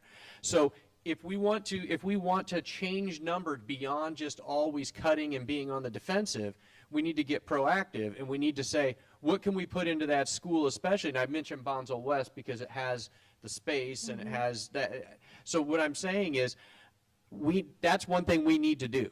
And I get tired every year I see these numbers and I'm like, I say this stuff, right? And it's like, it seems simple, but we need to start thinking outside the box. How can we deal with what we have and try to draw people here? The other thing thing we're missing the boat on is the Bonsall Virtual Academy. That is a very low cost, relatively, way to get student population counts. We get the same amount of money for BVA, is that not correct? That we do for our, so we get the same amount of money without the overhead, the extensive overhead. So I've said before, if we have to go out and charter it in some way, I don't even know what that would entail, to be able to reach beyond our own district and start offering this to people who are on homeschoolers, to people who are, there's parents all around that would love our flex point system. Our flex point system in the BVA is very efficient. It is a very, very good academic program. It's a very great curriculum with a lot of course offerings that a lot of schools don't offer. So I know if we put that information in front of a lot of these, parents that have homeschoolers or they're out of the district for whatever reason, if they want to teach them at home, this is a very good substance for them. It's a very good foundation for them to build upon, you know, if they want to do other things beyond that. So I think if we did that, because think about it, every student we get helps, right, that we get at Bonsall Virtual Academy. So the more we get over there, the better it is. And if we work with Bonsall West, we can start offsetting some of the cuts that we have to make on the other side. So that's what I have to say. Thank you. I agree 100% on your comments. We appreciate that. Regarding the virtual Bonsall Academy, so we do have to meet some ratios, or comparative ratios to the district. Then we do gain ADA if they complete the homework. So we're pushing forward to that. I mean, I know they're working really hard to make sure that they fill the contracts, and then if they're going to be absent, they notify, they get aligned, they get the paperwork to complete the homework and everything. But if that is not turned in, that becomes an absence, and that is against us. Regarding the structuration of the programming, I think we are a focus group to do that, make a unique program at the Bonsall West Elementary. I think we have the opportunity now that the board is looking into do a restoration on the grade levels at different sites and move students, I don't know, put boundaries and all these things that are coming up. And it's a great opportunity. I think our team, our cabinet members are looking into that as well as an opportunity to make this happen. So looking forward to that. Thank you appreciate that. Another idea that we could look at too is, this is something I've been wanting to propose, is increasing our busing. If we were able to increase our busing, we might be able to keep a lot more of our students that don't want to pay those large amounts of money to bus their kids to school, or they have to drive their kids to school, and our district is really big, and even for people that want to drive their students to school, it's a lot of effort. There's a lot of traffic on the road. If we were to look at the idea of increasing our busing, I mean, actually the last thing we did was we started doing cuts. And one of the things we did cut was our busing program. And right now we're at basically bare minimum on our busing program. And I probably shouldn't say that because it probably could be less even. But if we were to increase our busing program, we might be able to not only increase our students, but also retain more students. We have a lot of parents that drive a long ways and they choose to go somewhere else. I could speak like for Paula right there. Bonsall is only 9 miles from Paula, which is a good amount. I mean, it's not far at all. When I went to school, we had to go to Fallbrook, and it's, I don't know, 23 miles or something like that. And, you know, it's a 40-minute drive. But that 9 miles, you got to remember there's another high school, Great Oak, that's only 8 miles from Paula. Different county, but it's only 8 miles, and one stoplight to get there. And the other one is Valley Center, which is 13 miles from Paula, and again, one stoplight and no traffic. I know you guys have been out to Paula and you've seen the traffic that goes from here to there. Once you go east on 76, there's no traffic. So that's also a benefit for all. And then they also choose all tribes, which is only, I want to say 11 miles from Paula. And again, one stoplight, it's a 15-minute drive.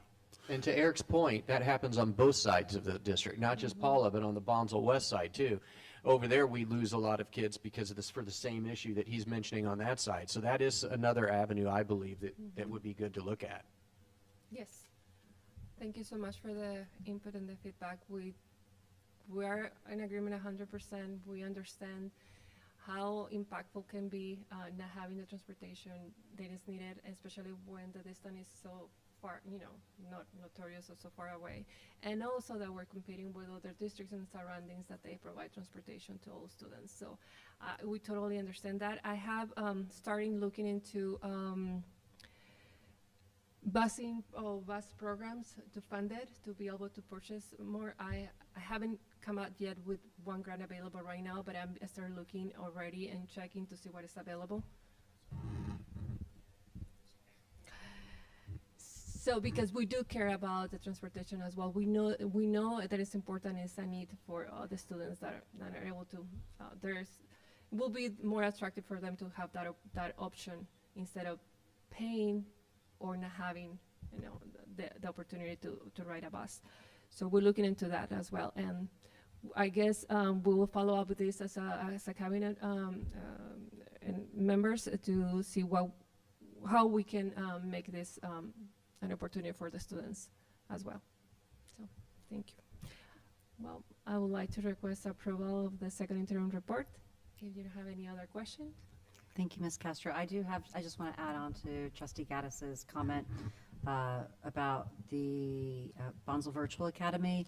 When we first founded it during COVID times, virtual was pretty much where we needed to be, but I stumble over the nomenclature. I think that if it was called Bonsall Homeschool Academy or even just Bonsall Academy, perhaps then, because it's not just purely virtual either. We have field trips and extracurriculars and a lot of other programming that I think that just the word virtual is very strict, or I think it's misleading. it doesn't, it's not encouraging, you know, especially. It doesn't represent what it really is, because like you're saying, it's more than just a virtual experience. We offer, you know, field trips, social interaction, you know, we have all of these things, socio-emotional, as you would say, opportunities that you can't get in a lot of these. Like even for some of the competition, for example, you know, like for example, San Juan Capistrano has a virtual academy, but I don't believe that they have anything like what we have, where you can still interact and you can still do those things. So I think for parents who want to have their kids at home, but at the same time want opportunities to have the socio-emotional type connection, I think that the name doesn't connotate that. The name connotates, oh, it's a virtual, it's that you don't have any interaction. So I think you're right. I don't think it connotates exactly what it does. So anyway, that would be my one recommendation, to maybe explore how we can move forward because there is a very significant homeschooling population in this area. And if we were to, you know, maybe kind of rebrand it and relaunch it, you know, with the software and everything else that we have in place, I think that there could be a reinvigoration in enrollment. So. Thank you so much. Yes, we have some homework to do. And with that, is there a motion to approve the second interim budget report? Motion to approve. I'll second it. All in favor? Aye. Motion carries unanimously. Thank you, Laura, for that report, and I know you thought you were done, but we just gave you a whole lot more stuff to work on. And my passion wasn't directed at you per se. It's just in general. You had tires. Yeah, I'm taking my tire frustration. Bringing us to action item 9.11. This is the contract with Wilkinson Hadley King and Company LLP for audit services for fiscal year 25-26. Motion to approve. I'll second. All in favor? Aye. Aye. Motion carries unanimously, bringing us to action item 9.12. This is a proposal from Alpha Studio Design Group for architectural services for the Bonsall West Elementary School ANSUL fire suppression system. Motion to approve. I'll second. All in favor? Aye. Motion carries unanimously, bringing us to our last action item for the evening, the Public Works contract with Santa Fe Paving for work completed at Vivian Banks Charter School. I wanted to make, before we look at that, I wanted to make sure that we understand that if we do this in the future, that a lot of times buying the materials for the tribe can a lot of times do the work. They're not really professional pavers, but they could do that. Like, you know, we have a lot of employees that have the equipment to do this kind of thing, and they have done it. You know, it might help defer the cost a little bit because, again, the community does want to help out there. It's just, you know, buying the equipment and everything like that is kind of the only cost, but that's it. So thank you so much. We can definitely explore that option. Just wanted to clarification on the requirements for the contractors, that they need to have the California license that specialize on the category that are doing the work for. They need to be part of the DIR. If they're not paying prevailing wages, then we're gonna hire them or contract with them because we're not able to pay them. We're gonna be against what we're required to do as what pertains to our procurement process as school district or government agency. So I just wanted to let you know ahead of the time that we definitely can explore that possibility. Thank you. Those darn school rules, huh? Motion to approve. Second. All in favor? Aye. Motion carries unanimously, bringing us to our public comment section of our meeting. Ms. McInerney, is there anybody that would like to say anything else in addition to? Do you want to say anything? Okay, so our clerk does not get to read our requirements for public comment today, bringing us to our planning section of our meeting. And we have our next regularly scheduled meeting is for Thursday, April 9th. Closed session at 4:30, open session at 6, as well as we do have the upcoming town halls, including next Monday, the 16th of March, and then it was the 23rd is the next one, 23rd of March as well. And with that, we shall adjourn at 9:08 p.m. Thank you, everybody. Happy March, happy St. Patrick's Day, and see you soon.